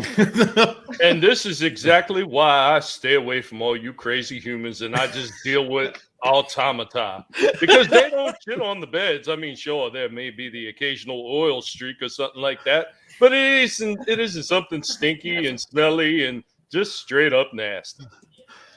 Well, between Kathleen Kennedy And this monster, I'm with Lando. I'm going to start fucking toasters. And my planes. Well, just in case you crash one slot, buddy, I sent you one with 4 slots on it. And it actually accepts bagels, too. Bite my lip and close my eyes. I'm going to crash this plane into someone's thighs. Oh, God. Yeah. Lasso of Truth says that it's a bioweapon. Oh, yeah. I guess it could be considered that. King of the Squibs says that Cartman did it better. True. Marby Dog says Amber Heard is a distant relative of an insult comic dog for me to poop on. That's just gross shit, dude. Just Tickle Trunk is here, channel member. Thank you so much for being here. Hail to everybody out there. Thank you so much. Hit that like button, share out the link, and subscribe to everybody on the panel. Subscribe to our guest, Riot Kitty, and Mr. Gregory out there, who has had technical difficulties, who's supposed to be with us today. Thank you guys so much for being here. Frankie Nose is here. He says her next film is Crouching Tiger, Hidden Poopies. What's up, Frankie? Actually, I heard that she's going to get ready to do some Shakespeare stuff. To poop or not to poop? And what to wipe on? That is the question. What did she leave in the pillowcase? Did she bring a towel? What did she leave in the pillowcase? And is Frosk going to eat it? Just imagine if she was your mother and you were going, oh, you're not getting money under your pillow, honey. Oh my God. Would you think Frosk would engage in any in that activity? From both ends, man. Both ends, any time of the month. Even taco night. Taco Tuesday. I think Outlaw says many mental disorders are associated with messing with or using poopy to make a point. I would think so. Yeah. I mean, well, that's what I heard. They said they brought in experts, and they said that she has narcissism, and there was something else too. I forget the other medical absolutely term. narcissistic. She is absolutely crazy. They fucking proved it. I've done with some really. Was she taking one in this photo? Well, that's what I was saying. I think it was a waterbed, and she's like so satisfied. It's coming out smoothly. Mr. Tickle Trunk says, for all those who said, I bet Amber F's like an animal. The only thinking about how she shits like one now. Ugh, yeah. Yes. I can't look at her without thinking about it, and it makes me want to vomit. There's probably some animals that let it go during the exchange, you know. I don't know. I think she's taking this whole doggy style thing a little bit too far. Yeah, wrong doggy style. It's Depp's fault for not putting the papers down. At least she didn't leave it in his shoes. Right? He should have hit her in the nose with the paper. Maybe he did. Maybe he gave her those divorce papers, and that was her response. Think she wiped with the papers? Possibly. I don't think she wiped at all. Brutal Morning one said, Frosk only wants it if it's a bloody one. Whoa. Again, Chipotle night. That 70s fan, the 70s rock fan says she's also appearing in A Tale of Two Shitties.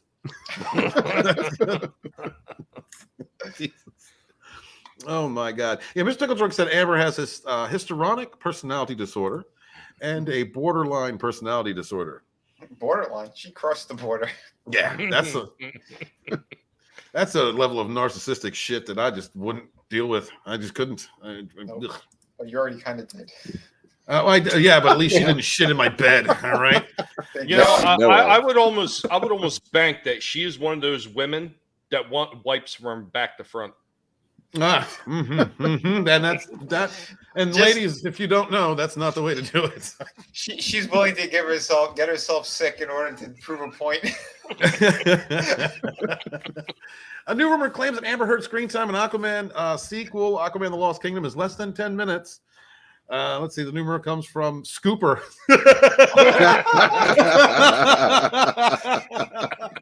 You know, there's this dude around here that puts out signs every summer. His name is Mr. Scoop. Yeah. Oh. Poop scooping. Oh my God. So who actually wrote the article? Was it Baggies?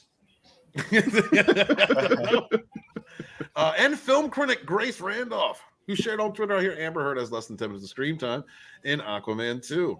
Oh, God. Look at that. Look at that hot crap. That will shit in your bed, fellas. Are you into scat porn? Amber Heard is there for you. The rumor, the latest in the slew that have swirled around Heard following accusations made by her ex-husband Johnny Depp that she physically abused him and even cut off his finger after throwing a whiskey bottle at him.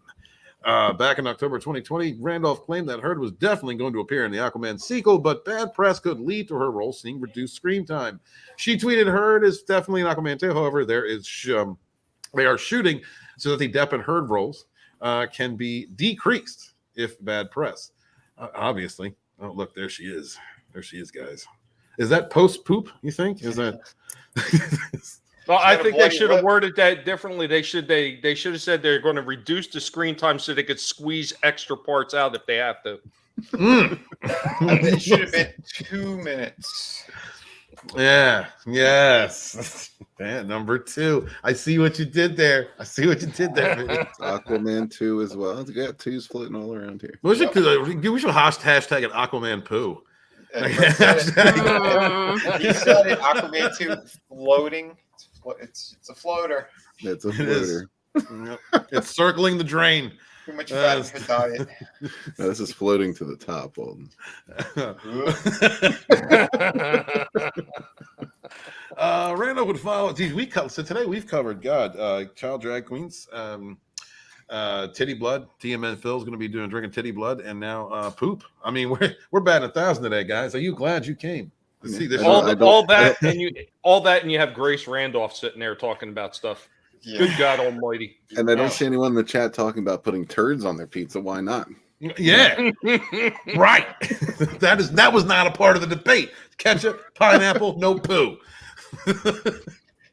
Parrot had put out a great meme of there was a pizza with bananas on top, and Gordon Ramsay saying, "I'm calling the cops."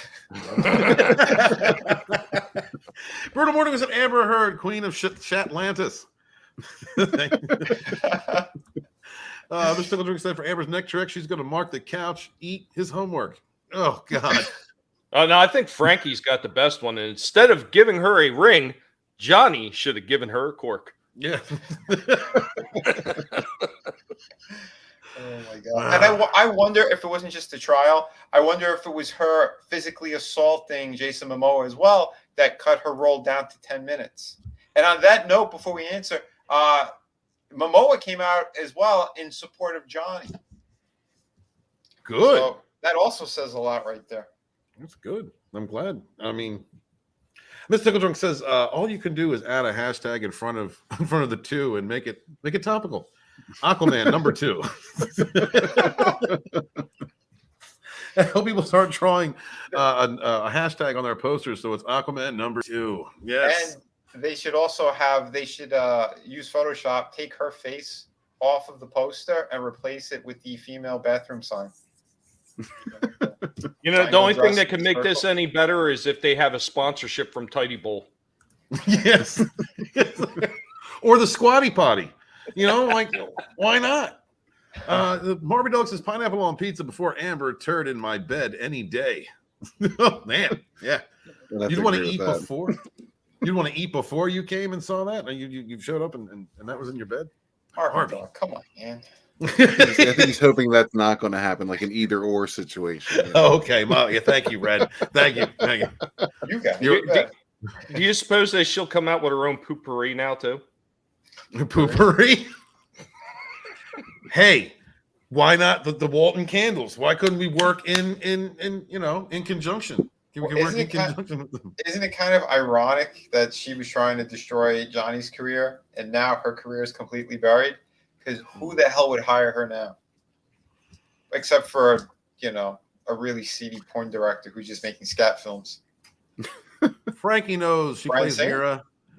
Add a D in Murda. That's poop in Italian. Guys, we are creating hashtags today. Can we hashtag that? Oh, my God. Thank you, Frankie. Spokeswoman for Depends. When you just Grant get to the bed on time? You just can't get to the oh, God. Oh my God. This is terrible. Okay, let's finish this poopy article. Let's see. Matthew Belloni. How do you pronounce that? There's a vowel at the end. How do you pronounce it? Just use baloney. Baloney. Okay, Ed Puck claimed Warner Brothers initially declined to pick up Heard's option for Aquaman 2, I'm told, despite the film's first grossing $1.1 billion. He even speculated that this might become public record as Walter Hamada, president of DC Films, reportedly took part in the deposition for Johnny Depp's defamation lawsuit against Heard. But when detailed, Hamada is said to have testified that Heard was initially not picked up because there were concerns about her chemistry with star Jason Momoa. Indeed, didn't she like slap Jason or something? Didn't she like hit him or something on set? She hit him with something. I think she threw a drink in his face or something, but not just the liquid, but whatever it was in. And like I said, that's how he got his scar. He got into a bar fight or something, and they smashed one of those thick the mugs that they put the Guinness in. They smashed it over his head. He almost lost his eye. Damn.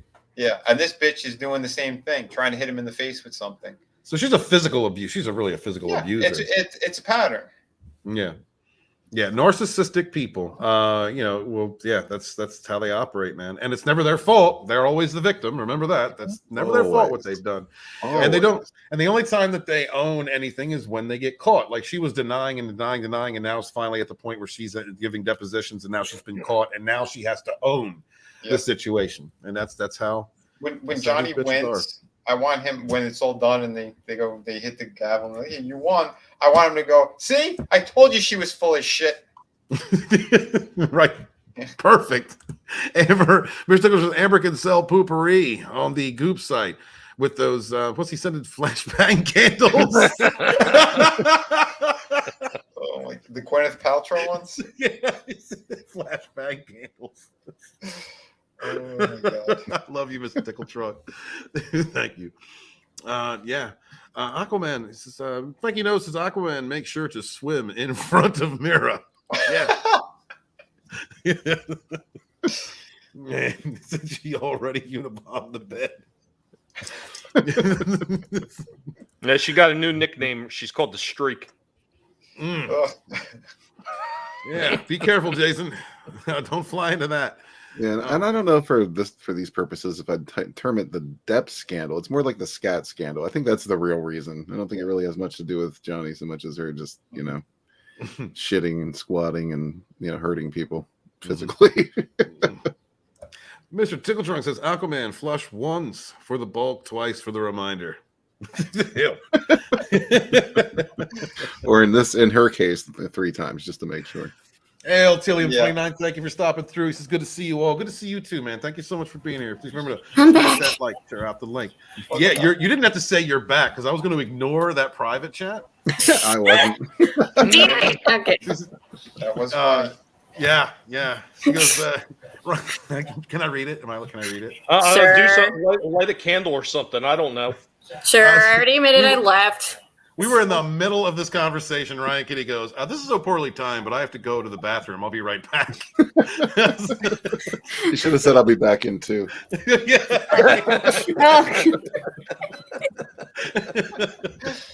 Oh my God. I went where it was supposed to go, right, Kitty? It's yeah, I hope. Okay, we don't need to delve into it. Just, Exactly. She does look like Lava Girl. But yes, a little bit. I can't think of a turd joke with that. Mr. Grant Gregory, I guess you can say the Aquaman sequel is really shit the bed. It has. Yep. Yes, Mr. Grant Gregory. Yes, it absolutely has. Mr. Tickle Trunk says that they should have cast a real redhead instead of giving that wig justice. Hey, at least they gave her the wig, You don't have to end up like Mara didn't end up like Starfire. Nice joke. Not yet. Oh, wait that's for the reboot. I mean, kind of like segueing on that, right, Kitty? I wanted to see a good Titans show. I would have loved a good Titans show. It's just that I would too. I love the Teen Titans cartoon show as a kid, and I even consumed some of like the other supplemental media with that. It's just like I'm like, damn, I would have loved that. Yeah. Well, you know what? Hold out hope because Discovery is behind the scenes, and they do not like anything that Warner DC is doing right now. Mm-hmm. Well, yeah. Did you see like a bunch of CW shows are canceled now? Thank God. Like Batwoman, Legends of Tomorrow. I don't know how Batwoman got 3 seasons. But... I thought Legends of Tomorrow was canceled 2 years ago. I guess I was wrong. It should have been. Or just ended because, like, oh my goodness, 7 seasons. Just so much bad stuff. Like I watched a handful of episodes, and like some of them were kind of quirky or funny. I was like, yeah, I see what they were trying to do, but I said this show does not have legs. No fucking way. It was too shitty. But again, sorry, Amber. No, keep going. I did hear that that big event happened with the movies and all that crap in Discovery. They came out and said that they are going to continue a DCEU, and they're still going to continue on the Batman stuff too as separate stuff. And there were lots of promo pictures still of Henry Cavill as Superman all over the place. So, like I said, The Rock and his agency with his ex-wife, since they have Henry signed, they're not done with him. They're going to make sure. I'm sorry. You can. Oh, it's okay. Okay. Well, you know what? I think Henry Cavill could be a good Superman if given the right material. Yeah. Absolutely. I agree too. He had the look for it.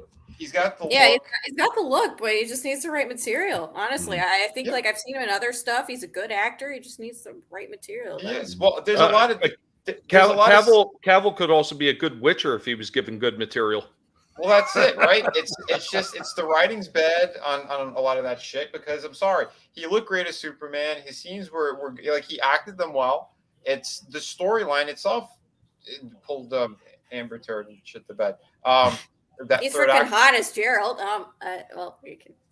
Yeah, it's all right. You can say it. Go for it. Yeah, say it. He's a good-looking guy. Yep. But on top of it, he's a good actor, and he's one of the few people I think that could still pull off a lot of roles and do a great job at it. And he's someone who actually cares about the material. You know, he fought to get the role of The Witcher, and the shit we did like in the show, that was him pushing them, going, no, we need more of this in there. And, you know, we know who's running the damn show over there. So he's been fighting back and forth with them a little bit. So who knows what the third season is going to be, if it'll be the last season. But if he's going to, you know, reprise his role as Superman, I'd rather see that at this point. You know? Yeah. Honestly, I think it was a great fit for the role. Just if he had played a guy actually gotten a Superman script, that'd have been awesome. Yeah. Because The Rock wants him. He said it. I want to have our movie with Shazam and Superman, that I got to fight them. He goes, I actually want the entire Justice League, but we're doing a movie where we're going to have both of them in there, that Black Adam's going to be fighting them both. So I think we know what's going to happen, because The Rock, he pulls in billions of dollars with his films and his franchises. Yeah, he gets whatever he wants. Ruben Christopher Haynes, thank you so much, channel member. Appreciate you. Thank you, man. Thank you for being here. Thank you, everybody else showed up. Darren, like my father before me, he's heading to bed. Good night, Darren. Thank you so much for joining us this evening. Thank you so much. Mr. Tickletrunk says they wasted Cavill as Superman and Affleck as Batman. Neither of them were able to play the characters from the comic books. Imagine Cavill as Christopher Reeve style Superman. Would have been great. Yeah, would have been. Absolutely, would have been great. Again, I know a lot of people, they loved Affleck. I was never a fan of him. And then when I heard about the Island shit and what he was doing, I'm happy not to see him in any more films. I did like Batfleck. I like Jeremy Irons. I'm a big Jeremy Irons fan. I liked him playing Alfred. I like Jeremy Irons too. He did great. Mr. Tickletrunk also said Affleck playing the cartoon version of Batman, voiced by Kevin Conroy. Yeah. I mean, I think he did a good job. There's certain parts of the Snyderverse that I really like, the minuscule parts of the Snyderverse that I like. Gal Gadot's Wonder Woman, who I didn't even think I was going to like her. She came through with flying colors. I didn't think that she was, large enough for the role, but she did well. And he said it's criminal not having Han, Luke, and Leia in the same room in the same scene. Yeah. Well, that's a whole topic on itself, Too late now, isn't it? Yeah, it's way too late, man. Damn it, George. Uh-oh. I don't get into it. Very excited for more Henry Cavill's Superman. Hail, brother, man. You fight for what you like, dude. Tilliam says that. So you heard the news reflecting back. So DC Comics death threats. What is it? You heard? What? So take it you heard the news reflecting back. So DC Comics death threats. Oh Anybody? yes. I think I've heard about this. People received death threats for John Kent's bisexuality. And I don't know if it's like a new instance, but there was like, and then it said that like, oh, it was fake, and now there's real ones. I'm not sure about that, but. Well, that's the problem. It's hard to take these things seriously because a lot of these things are manufactured. A lot of it's bullshit. So like you never know what's real anymore. Look at Whitmore. Yeah, I mean, there's screwed up people on the extremes of both ends, you know. Yeah, honestly, yeah, it's not cool. It's over a freaking comic book, like Yeah. Death threat. We don't need death threats. I mean, you can be passionate. Speak what you want. Make a blog. To say something on social media. Support or create your own channel on some platform and speak about it. That's what you should do. Is that why you brought up death threats at that little speech right there, Stephen? Because where's Mardigan? No, I was going to Banana Facts. I want to talk about that. Matt said he might be able to be here this weekend. Probably, I'll have him on next weekend. He had a loss during this time of the year that really affected him several years ago, and so he wasn't sure if he could show up. We'll have him on next week. And Mr. Grant Gregory is out there in the chat. He was having technical difficulties, and we'll just have him on back. We'll have those two guys back on next week.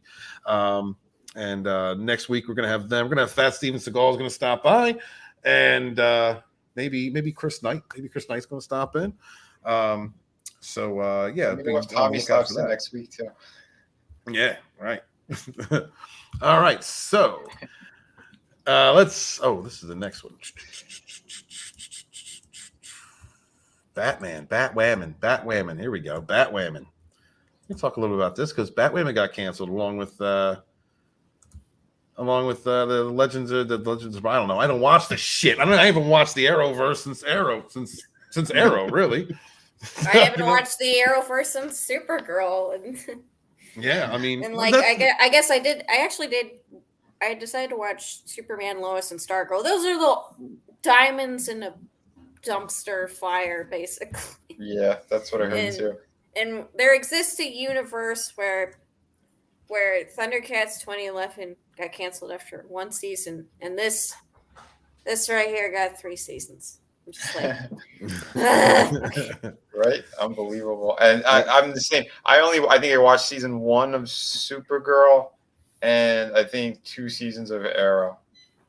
Yeah, I watched I think I watched 2 seasons of Supergirl. I'm watching Superman, Lois, and Stargirl, and that's it, basically. Another one that I seen that they were doing that was DC tied loosely is that freaking Alfred, was that Pennyworth? Okay. I never heard about that. Like, I didn't hear about that until someone posted about it on Twitter. It's like, hey, this came and went. No one talked about it. I'm like, I never. Yeah, I watched a few episodes of it, and it was the most ridiculous shit that I ever seen in my life. And I just turned off. I was like, God, this is stupid. It really didn't make a lot of sense. They were trying to play off what they did in Gotham, like Alfred was a badass and everything like that, and he's kind of like acting almost like a uncostumed Batman in a way. I mean, that could work if you kind of ground it in, like, not ridiculousness. Yeah, well, again, it was a stupid storyline. I think that what's his name did, Jeff Johns in the comics with one of his alternate universes, whatever. But my question was, it was that same actor from the Gotham TV show who played Alfred? No, this is a different guy. Okay. Weird. It's my understanding that the only reason this got 3 seasons was because of ETEP's campaigning to make it. Yes. And ETEP would have said, I think ETEP said he would have crapped in somebody's bed for a 4th or something like that. He said that. honestly, CW, until Zaslav came along, strapped on his brass knuckles, was the definition of failing upwards. And yes, I'm so glad this got canceled because I don't know if ETEP realized it or not, but it's sitting there spewing this garbage about Batwoman over and over again, week after week. He was very close to instantaneous human combustion. I don't know if he realized it or not. I thought he was going to, but he was about to just like a freaking midnight mass or something. It's just like sun comes up. It's a son of a bitch. I thought he was about to get a van and start living down by the river. He was really invested in that show. He loved it, and the lesbians, Gotham full of lesbians. He was in love with it. I can understand that part of the appeal, but the show was just really, really. Woof. I don't even think I saw one episode. I saw her in one of those the crossovers, but she wasn't black at the time. You bigot! How dare you point that out? No, she was a white lesbian. Yes. Now she's a black non-binary. Let's see. Mr. Tickle Trunk says, "Podcast I've watched more viewers than Batwoman had even a year ago." That's a damn shame. He said, "Keely Shaw says I signed a petition as a birthday gift for ETAP." Thank you, Keely. Thank you for looking out. Much appreciate that. Mr. Tickle Trunk says that I'm crossing my fingers for round 2 at the Run of the Babylon 5 show. I'm hoping they will take him up on it. A couple of years with the studio has its shit together, and they want to invest into a moneymaker. Absolutely, dude. I'd love to see a good remake of B5. The original B5 will always be awesome to me, but the story itself is what sold me. They always had a problem with the budget. They were always in a threat of cancellation. They had to rush the end of they had to rush the end of the series, so they weren't able to fully explore all the wonderful storylines that they had built up. And then they were given another season, so they had to come up with shit post the climax. So I'd love to see that show get a full 5-year run where they could plan it out. I mean, I'm sure they could even put it out to 7 years. But bye bye Batwoman. The CW has finally scrapped their Woke Batwoman show after the show's ratings and viewership consistently declined. I can't figure out why. Season 3 posted an all-time viewership with a low of 372,000 people tuning in for the 5th episode of the show. Its ratings in the 1849 demographic also dropped to 0.07 multiple times in the show's 3rd season and included the show's final episode. According to the TV. God. Yeah. Yeah. I mean, I think my most viewed video is probably 20,000 less than that, if I'm reading this right. Yeah. Wow. You're more popular than Batwoman, right, Kitty? Excellent. Yay. Embrace that. Let's see. According to the TV series finale, this show's final season had an average rating of 0.09 in the 1849 demographic, with average viewership of less than 500,000, not even 458,000. 18 to 49 is such a large demographic. That is. It is. But I mean, that's pretty much a lot of people that are putting the time in to watch TV. I suppose. I mean, well, it get old people. I mean, the game shows are still running strong. The show's cancellation also comes after the Batwoman writers' room encouraged fans to show and try and save it and renew the Batwoman campaign on Twitter. Poor ETEP. He was we only got one season rather of Constantine, but this shit got all those seasons. Yeah. Well, I mean, Constantine was a white male bigot. He was a white male. He might. Rumor has it he was straight too. See that? He was the trifecta of evil. God damn it! And then he screwed a shark. Wow. We've all been there, right? guys, don't worry. If you're worrying about all this toxicity that's in some of these shows, you don't have to worry about it, because there's other people screwing it up as well. Something else that I noticed on HBO. I don't know if you guys had seen this one, that Titty Wakiti guy. He did some show called Our Flag Means Death, and he completely bastardized the legends of a bunch of pirates. Oh, wow. Vinny, if you want to watch a shit show, you should definitely watch this freaking ridiculous freaking take on it, because Titty plays Blackbeard in it. Oh, so he's gay. He is at one point. like we didn't know that already. He falls in love with Steve Bonnet. Oh my god! Wow! So he's a butt pirate. Literally.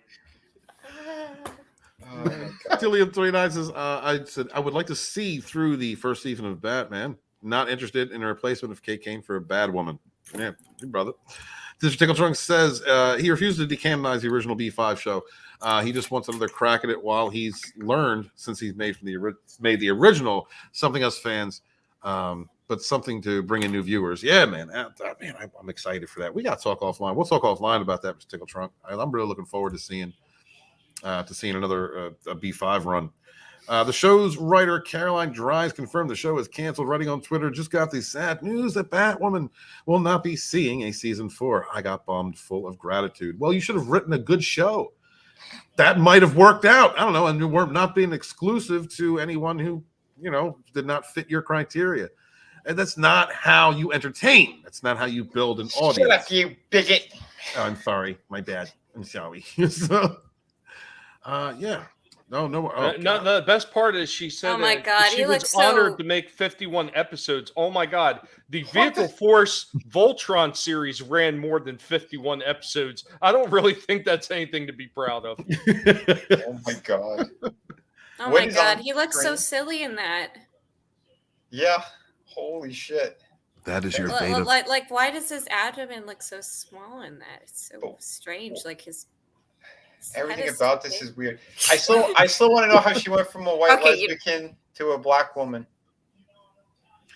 That is that's your beta male. Well, I think in the show they justified it with Kate Kane got blown up and then her face was reconstructed. It's like to someone else, like not this character, but then I don't know. I don't know about the drug addict. So it's his thing. Apparently, the suit landed in a van that she was living in down by the river. That's it. So she's Batwoman. And that was it. All right. I heard that there was a rumor the pitch was that she gets trapped in a tanning bed. I'm glad they went with the other story. I thought that was KK reconstructed in the Batwing suit. I thought that. Nope. It was a different character, and then this suit just happens to. It's like the Blue Beetle origin story, but a million times worse, probably. So it wasn't plastic surgery in a tanning bed. Somebody. I don't know how a tanning bed could make you have a perm, but. I don't know the description of that script. It really does make a Greatest American Hero story sound that much more plausible. I'm gonna have to have a long talk with ETAP. Someone lied to me. Soul hasn't said at least Batwoman lasts longer than CNN Plus. That's true.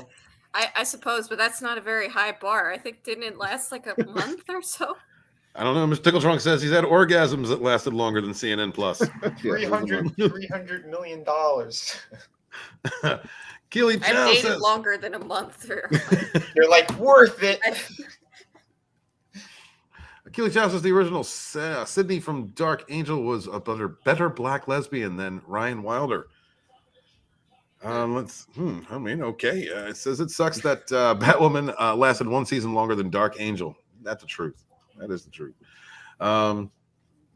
It sucks that Thundercats 2011 Batwoman lasted 2 seasons longer than that. Yeah. That is the true tragedy of Cartoon Network. Did they at least get to finish that? Nope. That's nuts. Cut off at a cliffhanger. Wow. Mr. Tickledrunk says they wrote it. Back in the day, but okay. I'm done. Oh, you're good, sweetheart. I'm gonna keep going.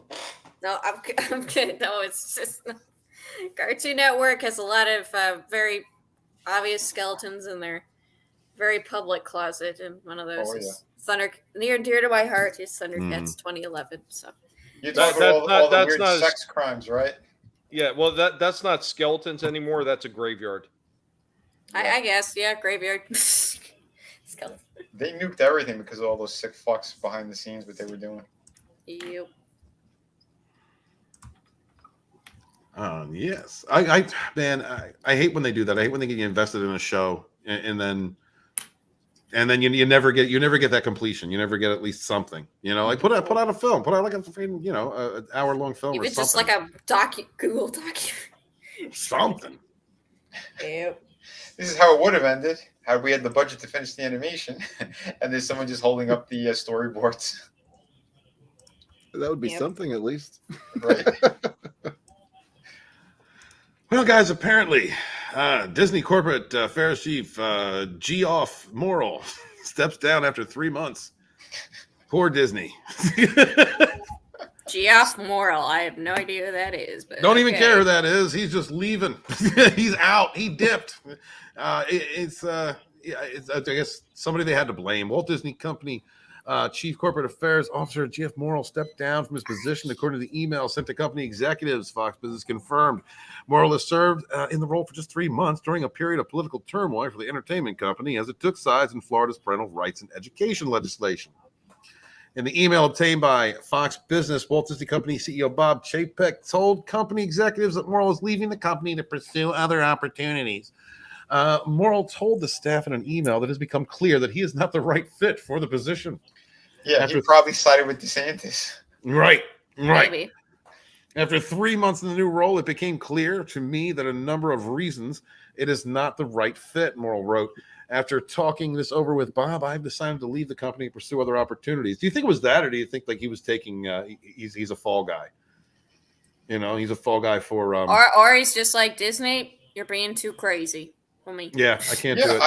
I think he sided with DeSantis, and he's like, yeah, and he probably went there. Why is there so many little naked children drawings all over my office? What's going on here?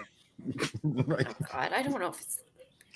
Morrell previously served as Pentagon's press secretary under former President Bush and former President Obama before joining BP America and its head of communications in 2011. Chapek, well, if he worked for Obama and Bush, then never mind. He's probably put up those photos in his office. He's probably a fall guy. He came in there to just try and probably help, external affairs. I think he's probably a fall guy. Well, if he was a fall guy, then they would have put blame on him and then arrested him. Yeah, that's true. That's true. That's how fall guys work. I don't know. Or at least just like be like, hey, this dude's bad and he's being fired. There's another angle to this. So what if he's just one of those guys that thinks that he can get into these cabinets and get into these corporations and maybe hope to make change? What do you think he may be one of those, seeing that he wasn't going to be able to make no change with their current stance against the state that they're in, and just said, you know what, this is not going to work, it's a waste of my time, I might as well just get out now? That's a fair point. Yeah, it's entirely possible. Yep. Yeah, man. I mean, wasn't there a shareholders meeting or a company meeting recently where people were saying that like some of the people that work at Disney, they're completely against the idea that they're pressing that don't say gay narrative, and they're backing up DeSantis, and they don't, they just believe what's being done, what they're standing up for is horrible, just like, I don't know, normal people. He quite possibly could have been one of those. Could have been. I mean, I know, the people at the theme parks, they have them split, and they talked about it too. I think they were on Laura Ingraham or something. They had like a town meeting, and DeSantis was there. And there's a woman who worked at the theme parks for 30 years. There's another guy who worked there for 20 years. And he said that, they are pushing this, and they're dividing the people who work there. And they're going, why do we have to take this stance? He goes, we don't believe it. He goes, we're parents. We don't want this to be taught to our children. Why is Disney siding with them?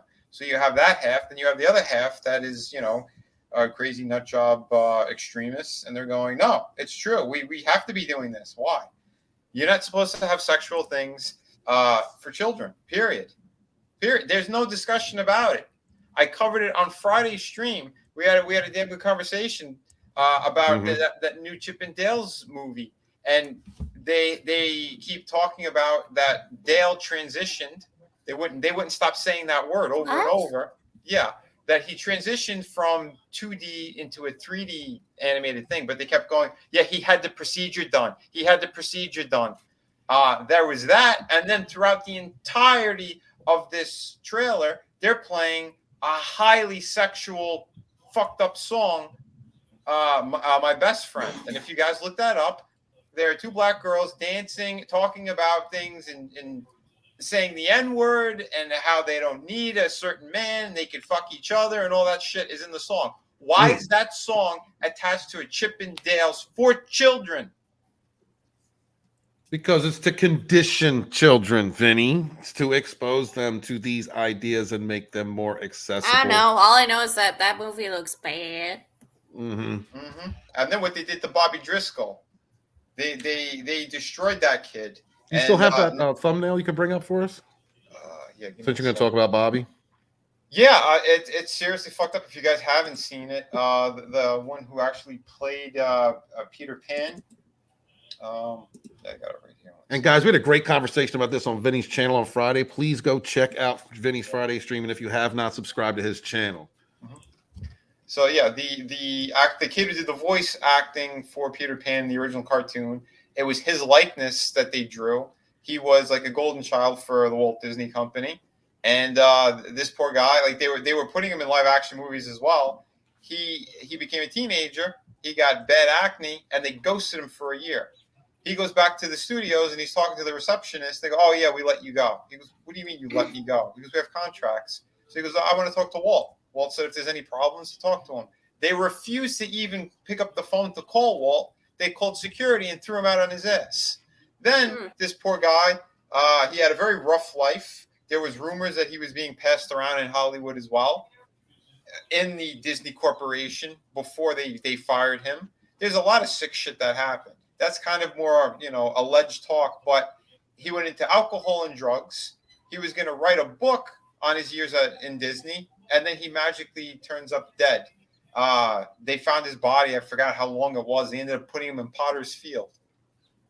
And this is what they do. Now they made Peter Pan grown up, and he's the villain of this. Fat, alcoholic, 5 o'clock apparently shadow. it's not even Peter Pan. It's someone dressed like him, but still. Well, regardless or not, it's the kid's likeness that they tried to age up here. That's the point, And it's sick because they're still attacking this poor kid, this poor guy.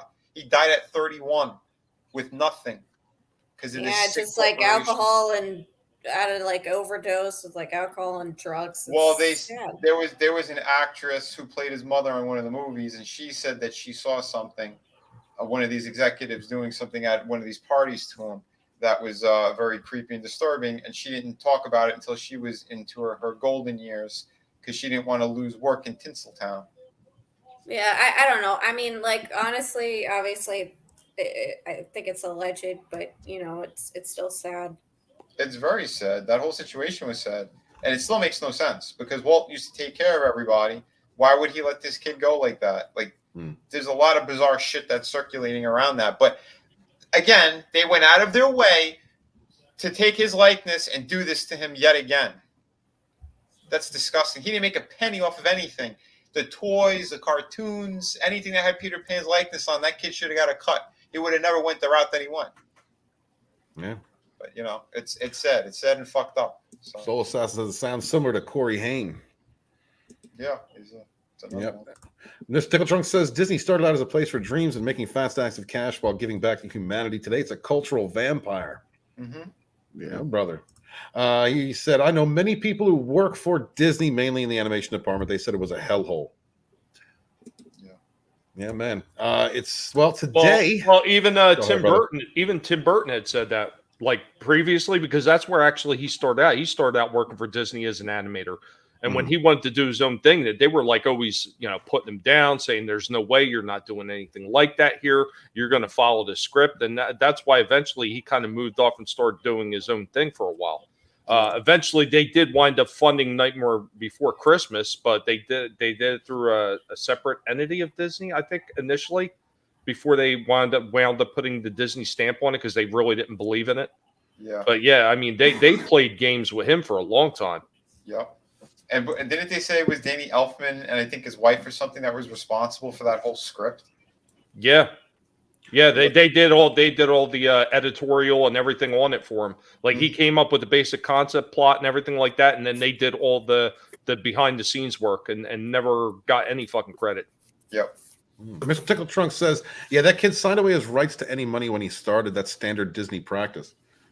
Yeah. Well, Mr. Tickle Trunk, if you get a mic, man, and come on one day. I want to have you on. I want to have you on the show sometime, dude. Yeah, that'd be great. Yeah, we'd love to have you up here. Fella. Yeah, love to have him up here. 68% of Americans less likely to do business with Disney after company's sexual politics revealed. After Disney publicly opposed Florida's parental rights and education bill, Americans revealed to be less likely to do business with the children's entertainment giant.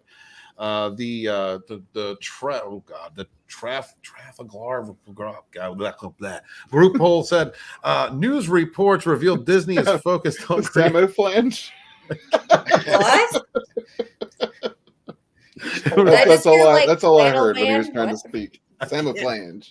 That's just, I don't know. That arrangement of letters, just, I don't know. How do you pronounce it? Come on, man. That's is focusing on creating content to expose You know the thing. to sexual ideals. Does this make you more or less likely to do business with Disney? While the scant 9.4% said they would be more likely to do business with Disney, a whopping 68.2% are less likely to do so. 9.4% of people said that they would love focusing on creating content and support it for young children to sexual ideals. Yeah, we know who those people are, and they're the people that don't support any companies. They claim they would, but they never do. Yeah. The poll differentiated between Democrat and Republican voters. And even among Democrat voters, there was a 48.2% less likely to do business with Disney. Among GOP voters, that number rose to 85.3% less likely. The independents, too, were less likely at 72.5%. Do you guys think that Disney's image is tanking? Yep. Probably. They should have just kept their mouth shut, to be honest. Yeah. Last week, they said it was valued or devalued. They lost about $50 billion in revenue. I am so glad that they opened their mouths. You know, it's about time that they exposed themselves. Mm-hmm. Yeah. And they're a shit company. I've been saying it for years that they're a garbage company. Yeah. And people just keep backing these pieces of shit. Oh, well, they do some good. They do some good. You know, I don't care if they do good or not. They're evil bastards, man. Seriously. I mean, how can you be blind to this? Okay, there's a few good people working there, but a lot of those people have stood up against Disney. How many people were sitting out there freaking doing a protest outside the gates of the freaking headquarters because they had enough? These were employees, like legit employees that were protesting against the shit that this company is getting away with. If this was any other freaking Republican-based corporation doing this shit, they would be beating the walls down to make sure that these people were put out of business. They would have been canceled overnight. Oh, absolutely. Absolutely. Yep. Rogue Disney says that Disney animators weren't treated well. And Mr. Tickle Trunk says that the fact that people call this the gay agenda makes my blood boil. This is a Marxist agenda. Most gay people don't want the first thing to do with this stuff. Hell, brother. Right? Mm-hmm. Yeah, normal people. Normal. And you know, and when I say normal, I mean people who don't want this garbage around children. They exactly. You know, it doesn't matter if you're gay, straight, what color you are, where you come from, what your background. It doesn't matter. Mm-hmm. Normal people want to protect kids. They don't want them involved in this garbage. Amen. And Steve Roden said the parks haven't been more crowded, and I don't know if normies care, honestly. Oh, they said there was like over 350,000 reservations that got canceled to the theme parks. Wow. That's fantastic. Let's see. Bad Bunny's here. What's up, Bad Bunny? Good to see you. Thank you for joining. He says last week Tesla lost 125 billion. I didn't even know about that. Well, there's got to be some. There has to be. When it comes to that, if just a segue, just for a second, when it comes to that, you've got someone like Musk, whether you like him or hate him, like him or don't like him, whatever the case may be, he's trying to bring more of a balanced voice, you know, to Twitter. And the echo chamber is going to hate that. Your Hollywood, your politicians, the mainstream media, the other social media platforms, they're going to hate it. They're going to be working against him. They absolutely will, because he's not on board with suppressing, shadow banning certain voices and continuing to push the popular false narratives. Oh, absolutely. I mean, how long have they actually had this shit in play where they were forcing this kind of shit on us? I mean, this shit has been in the wheelhouse for a long time. I mean, they've been trying to work this agenda in since at least the early 80s. So, I mean, this was the long game they were playing. This is the point that they wanted to get to. Mm-hmm. Right. Yep. Traffle guard. God, get a normal name. Ask voters. Thank you. Ask the voters if they were more likely. Trafalgar. All right. What are you doing? Is you throwing up with that word? And get a drink, right, Kitty? It sounds like you need something. If voters were more Norwegian. More likely to seek out Disney competitors, all across voting groups, responders said they will be more likely to do so. The study was conducted for over 3 days from April 5th to April 8th and spoke to 1,079 respondents who were likely to vote in the general election. The poll had a margin error of 2.99%. This comes after Disney was revealed to be looking to inject at least 50% of their content with alphabet themes by 2050.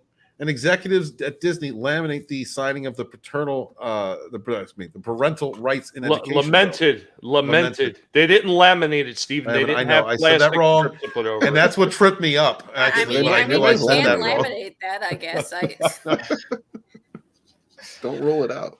I don't like this article. Lamented, not laminated, the signing of the parental rights education bill. Despite the court perspective, many Disney cast members have said they support the bill. Disney has promised to work toward overturning the legislation, saying our goal as a company is for this law to be replaced with legislation or struck down in the courts, and we remain committed to supporting the national state organizations working to achieve that. Ew. Disney employees has often been found to be involved in child trafficking, and employees say that this has not been addressed internally. I mean, that's just Disney's disgusting. Yeah. There's no there.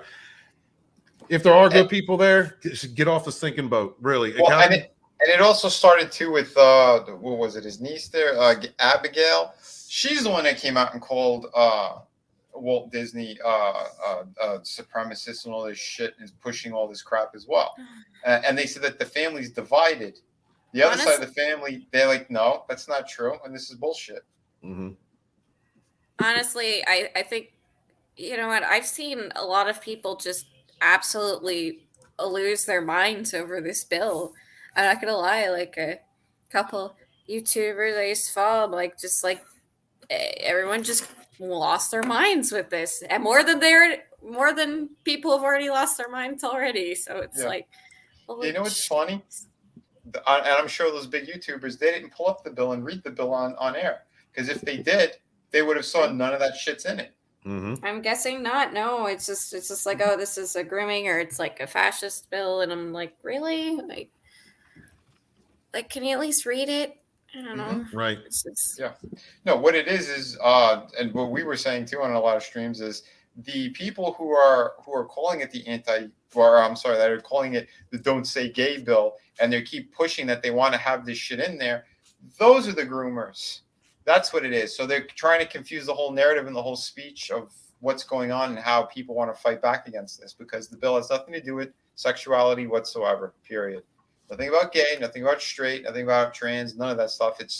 We're going to teach kids how to read, write, arithmetic, all that stuff. That's what it's supposed to be, and only that. Period. Yeah. Period. That's it. Rogue Disney, great channel in the community, guys. Please subscribe to Rogue Disney. Said note, I don't like what they are trying to inject, but just to give some light to the number of annual visitors to just one park, Magic Kingdom. Just to share a scale of 21,170,000, and that was in 2021. There are people out there that have theme park channels that cover, that cover news and review different rides and theme parks. I believe Rogue Disney is one of those. It is a difficult thing, a difficult balance to have when you're reporting some things or reporting in things, and then also having to stand up against what Disney's trying to do. I have come to the conclusion that Tommy, he's just been relentless. And we've read Vinny, many other people that I talked to. I've just come to the conclusion that when we talk positively, at least for me, when we talk positively about these corporations that are trying to do these nasty things, trying to put kids in harm's way, I can't support it. There's nothing positive about it. There's nothing positive about promoting it. Mm-hmm. But we still need to talk about it. We absolutely need to talk about it. We need to confront these things. Because if we don't, just like I forget who it was in the chat earlier that was talking about, most normies don't care, most normies don't know, and that is because of the overwhelming narrative, false narratives that come from the mainstream media. Yep. Look the other way mentality bullshit. Right. It has to. It's got to be talked about. It's something that I have to do. It's. I feel obligated as a parent. Mm-hmm. To confront these issues, and I'm going to continue to do so. Try and make have some laughs along the way while we're confronting them, or talk about other things. But I can't do it. I just I can't support them. I can't do it. The Mystical Drink says the last straw that birthed the bill was a young girl who was taking hormones and tried to off herself without parents being informed once. And that was the biggest thing that was in that bill, was about parental rights, about parents being notified, not only what they're teaching, but what these teachers are being allowed to say. Mm-hmm. I mean, that's a big part of it. Because I mean, I could tell you myself, in my own experience, when my daughter was growing up, I had a teacher basically say, I'm going to teach whatever I want. And I was like, no, you're not. No, you're not. Then it's this big argument with this teacher thinking that they're going to teach my child whatever they feel like instead of the actual curriculum that they're supposed to be teaching the children. And that's a big part of the problem with a lot of these school boards, that we're just allowing this shit to go on. That's why when you wind up reporting these school boards and say, look, I'm going to bring something against you unless you do something about this person. That's when all of a sudden 90% of these school boards either pay attention or they get removed, like they did. What did they do? That they did that in a couple places in California, where they had the whole school board removed because they had enough of their bullshit. Yeah. And that's it. Well, look what DeSantis found as well. On top of that, he had to get rid of a whole bunch of math books in a bunch of schools. And they go, why? Because they put CRT into the math books. This is demented. It really is. It really is. It's about poisoning and control. And that's another reason why they keep saying the Don't Say Gay bill, because they want to make him an enemy, because they know how good he is. He saved Florida. Florida is one of the last free states. And that's why everyone's rushing to come. Why I moved here, right? It's why I moved here. Exactly. And this guy, he's gonna make a run for office. He wants to be president, and he should. There were actually T-shirts that were being made up saying "Make America Florida," not "Make America Great Again." Make America Florida. Make America Florida. Make America Florida again. Yeah. Rogue Diddy says that's why I try to slowly let park fans learn the issues, not letting people come to the realization on their own. Sometimes that just backfires on you. Yeah, it does. And you're right. When you approach people who have a defensive posture about certain topics, you try to introduce them to what's going on, and the best way to allow someone to learn is by literally allowing them to learn, by exposing them to facts, or having to slowly bringing those conversations in. And I just show people like the articles and like the info and stuff. It's like, hey, this is interesting. Want to read this? Like, it's obviously people need to make up their own minds about this stuff. Yes, and not just being told to. Yeah, but sometimes you can lead that horse to water.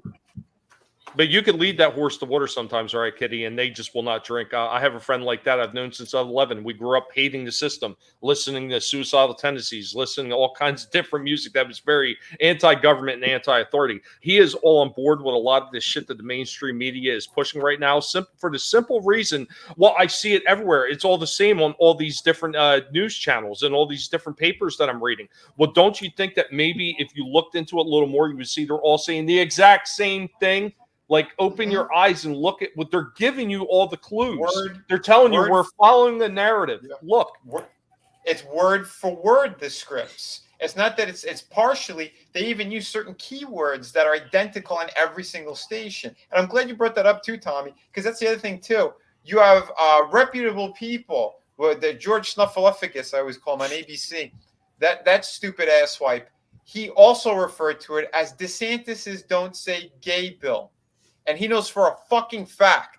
He's an actual journalist who decades behind him, and he's sitting there saying that instead of what the bill is actually called. So that's disinformation he put out there. And who owns ABC? Disney. Oh, there you go. Everything's tied together.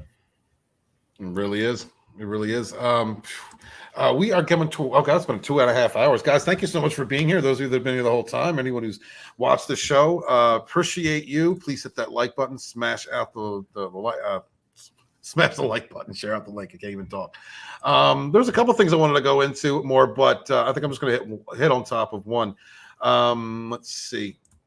Just to finish this day out, Bill Burr opened up again about the firing of Gina Carano. And I think what he said is pretty poignant. And it's spot on, and is a lot of the things that we're covering right now, and the news that we have had to cover in the last couple of years. Bill Burr on Gina Carano's firing from the Mandalorian. Liberals just proved her point. They just use outrage because they don't like your politics. I would say far leftist. I consider myself a liberal, honestly. Over the last year, since he is as well, and he says it. He said it before. He goes. He looks as himself not as a conservative, but he goes. I've been liberal almost my entire life. He goes, but it's more of the old school liberals, not the shit that's going on now. That's why I say 90s liberal, brother. That's why I say that, because it's just different. It's a different way of thinking from then to now. And as far as what's being promoted and the types of politics that are being, showcased, reinforced, it's not about free speech. That's not the party that I supported back in the 90s, in the 2000s. It's not about exposing people in the media who are trying to press a false narrative. I remember when I hated Fox News because I thought it was narrative. And now I look around at all the people that the news organizations I used to support, and that's all it is. Blatant, in your face, propaganda, BS, not reporting the news. They're all opinion pieces. When you have CNN producers being arrested in multiple different ones for doing stuff with minors, I think those channels are buried and done. You know what about like what Tommy said earlier about leading a horse to water and they can't drink. I think Bill Burr was one of these people for a long time, and something happened that just like it's just kind of like they crossed that line that he couldn't follow. So I think that's probably going to happen to even like the most probably extreme people eventually. I don't think he was never extreme on any level, because I used to listen to him all the time, all of his podcasts, the Monday morning podcast.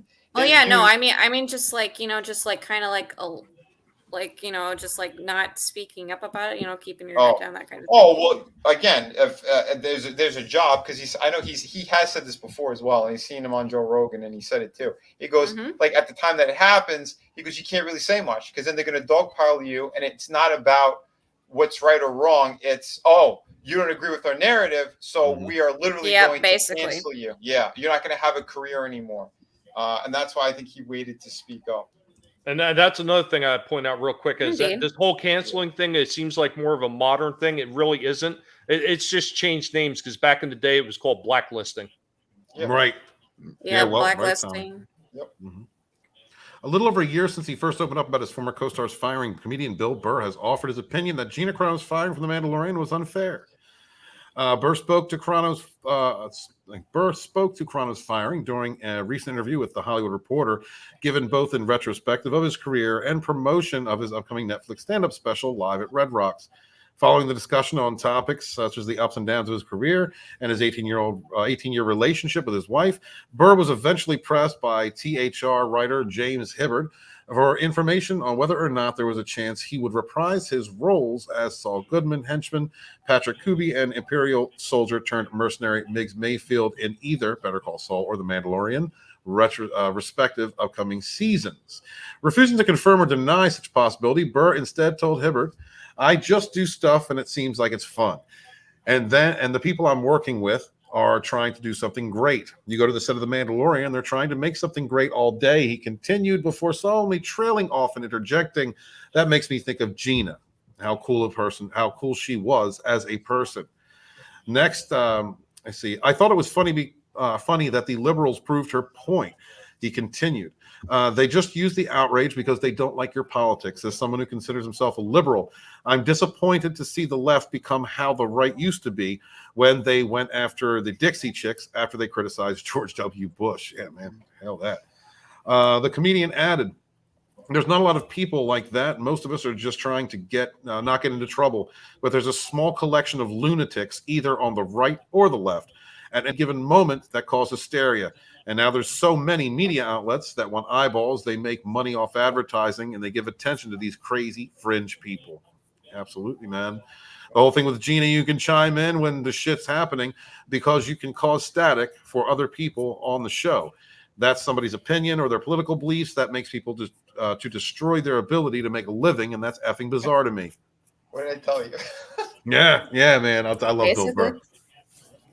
And I love the whole idea that somebody can go back 8 years in somebody's Twitter feed and be like, what about this? And nobody says you had to go back 8 years to find something. Sounds like it's a pretty good person if you had to go back 8 effing years. Actually, honestly, I actually had that the other day, but it not even like cancel culture or anything. Someone went back 3 years to my feed. It's like, hey, you're creepy. And I'm like, what? Yeah, you didn't tell them thank you. I'm like, oh, thank you. I'm like, okay, I was working on that. No, I'm just like, these tweets. I'm like, this means literally nothing without their context. It's literally just screenshots of random replies I did, and it's like, huh. Wow. That's yeah. I think Burr is close with some of the statement that he's making, but I think he is off on one aspect of it. It's not even really political, beliefs anymore, because they will eat their own.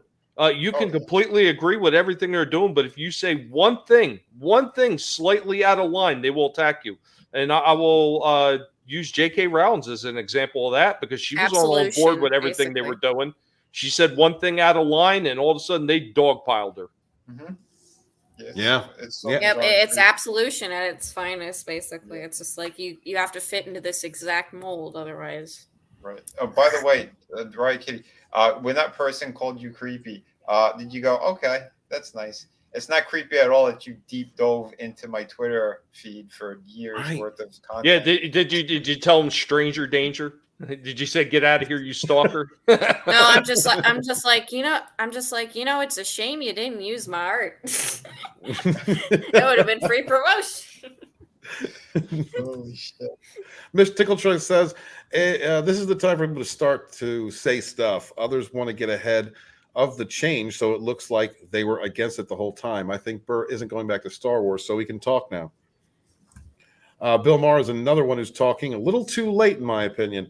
He's getting ahead of it because he sees how things are shifting. Bill Maher is a piece of trash. I used to like him a lot. He's garbage to me. Yeah, he's But I do like that he's slapping them back in the face, and they're like they're surprised because he sees the wind of change. In my opinion, yeah, he's an opportunist. Absolutely, this is a guy who used to live at the Playboy Mansion and try to rape women.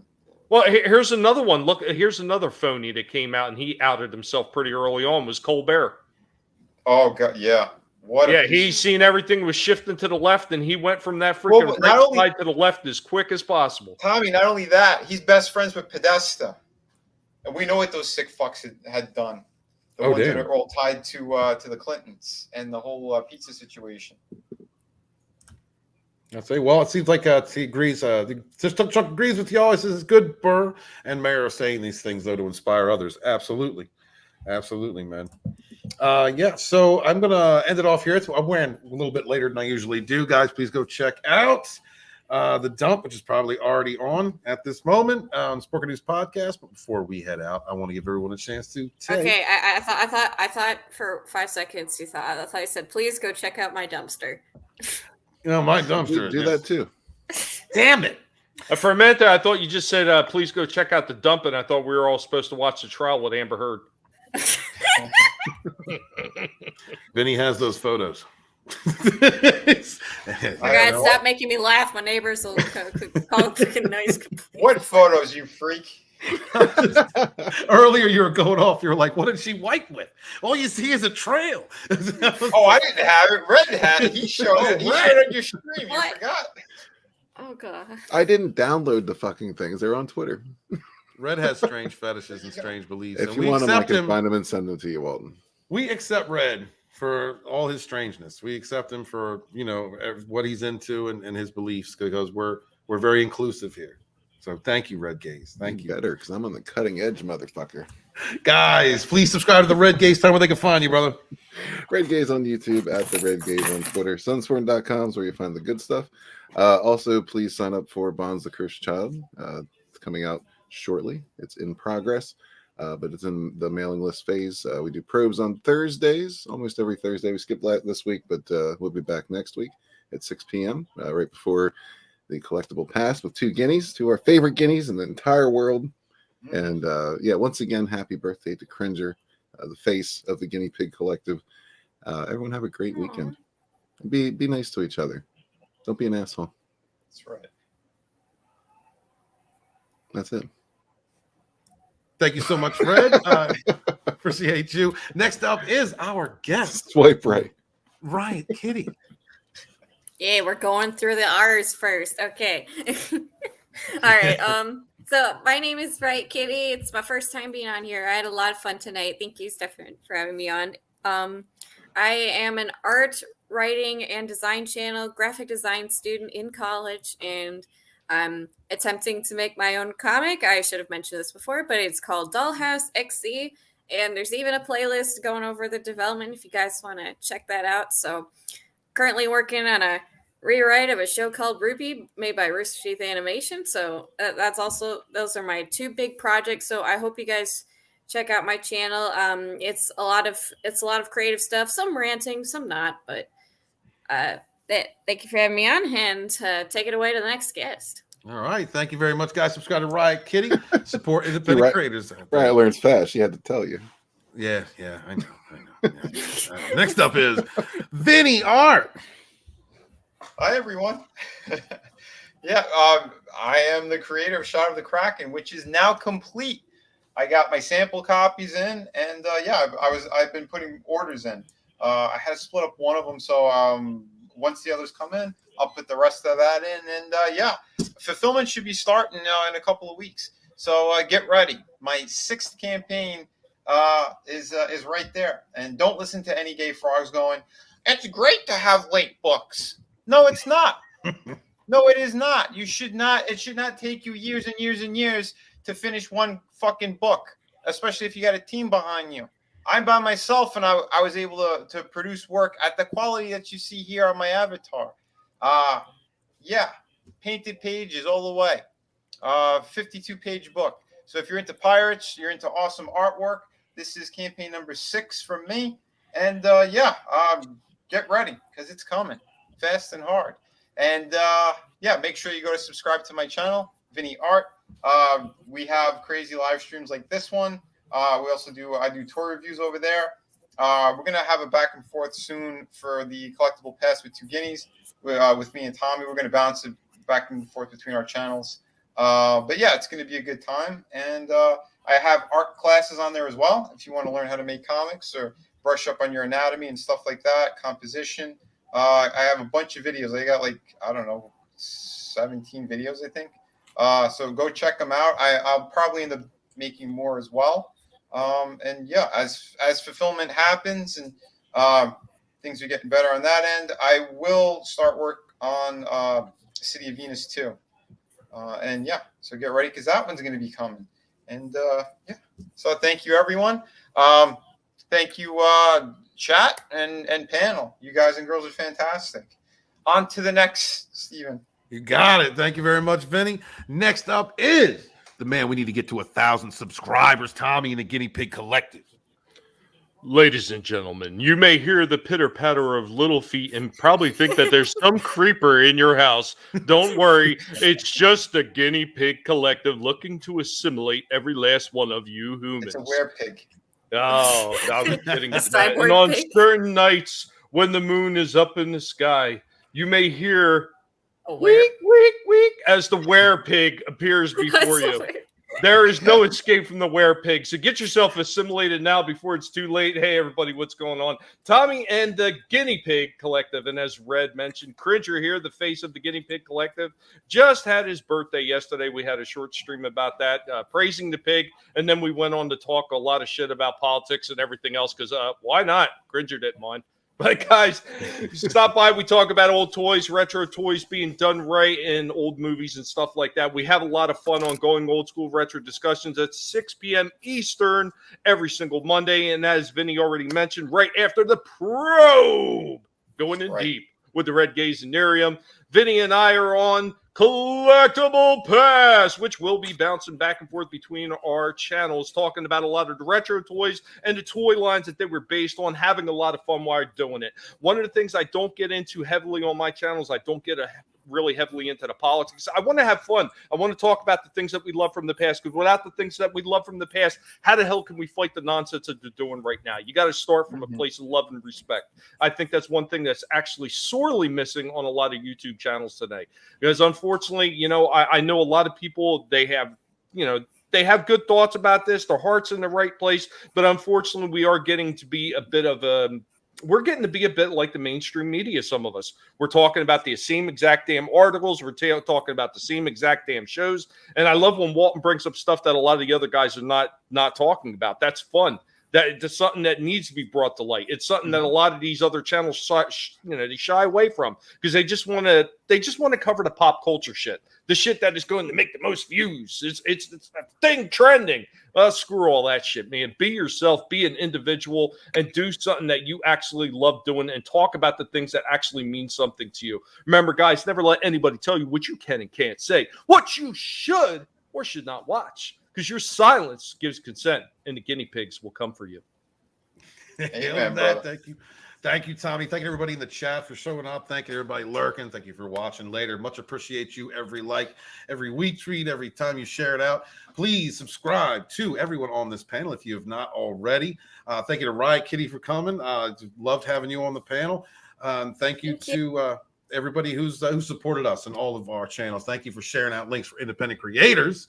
We'll be looking forward to next week. And, it's been an amazing ride over the last several years for me. And it means a lot that I see so many of the same names coming back week after week. Or if I'm visiting another channel and I see you in a chat, it means a lot to me. This indie sphere, this community that we've helped to build. And a lot of people have gone in different directions. But the mainstay of my friends and those I interact with, we're all here battling for our modern myths. Not only that, but for the soul of our country, for our higher ethical standards, to look out for kids, to protect the next generation. These are very important things for me, just as much as supporting other indie creators. Please, guys, your favorite 2 or 3 YouTubers, share out links for those channels. It doesn't matter if they're high or low. Please share out links for anybody, all the raw writers out there. We got Mirror Sphere is about to come out with a novel on his own. We've got several content creators up here. And I think everybody on this panel has got an upcoming project to come out. Please look out for that and share out links for those projects that exist, that are already out there. We help. We thank you very much for that. We don't have an industry to support us. We only have each other, and we rise together. I am author Stephen Walton, the fandom menace historian, your historian, born in the chats of the High Council with my brothers and sisters fighting for our modern mythologies. Wash your hands, wash your ass. Be good to each other, yet suffer no cons. Peace. Who had told us at a town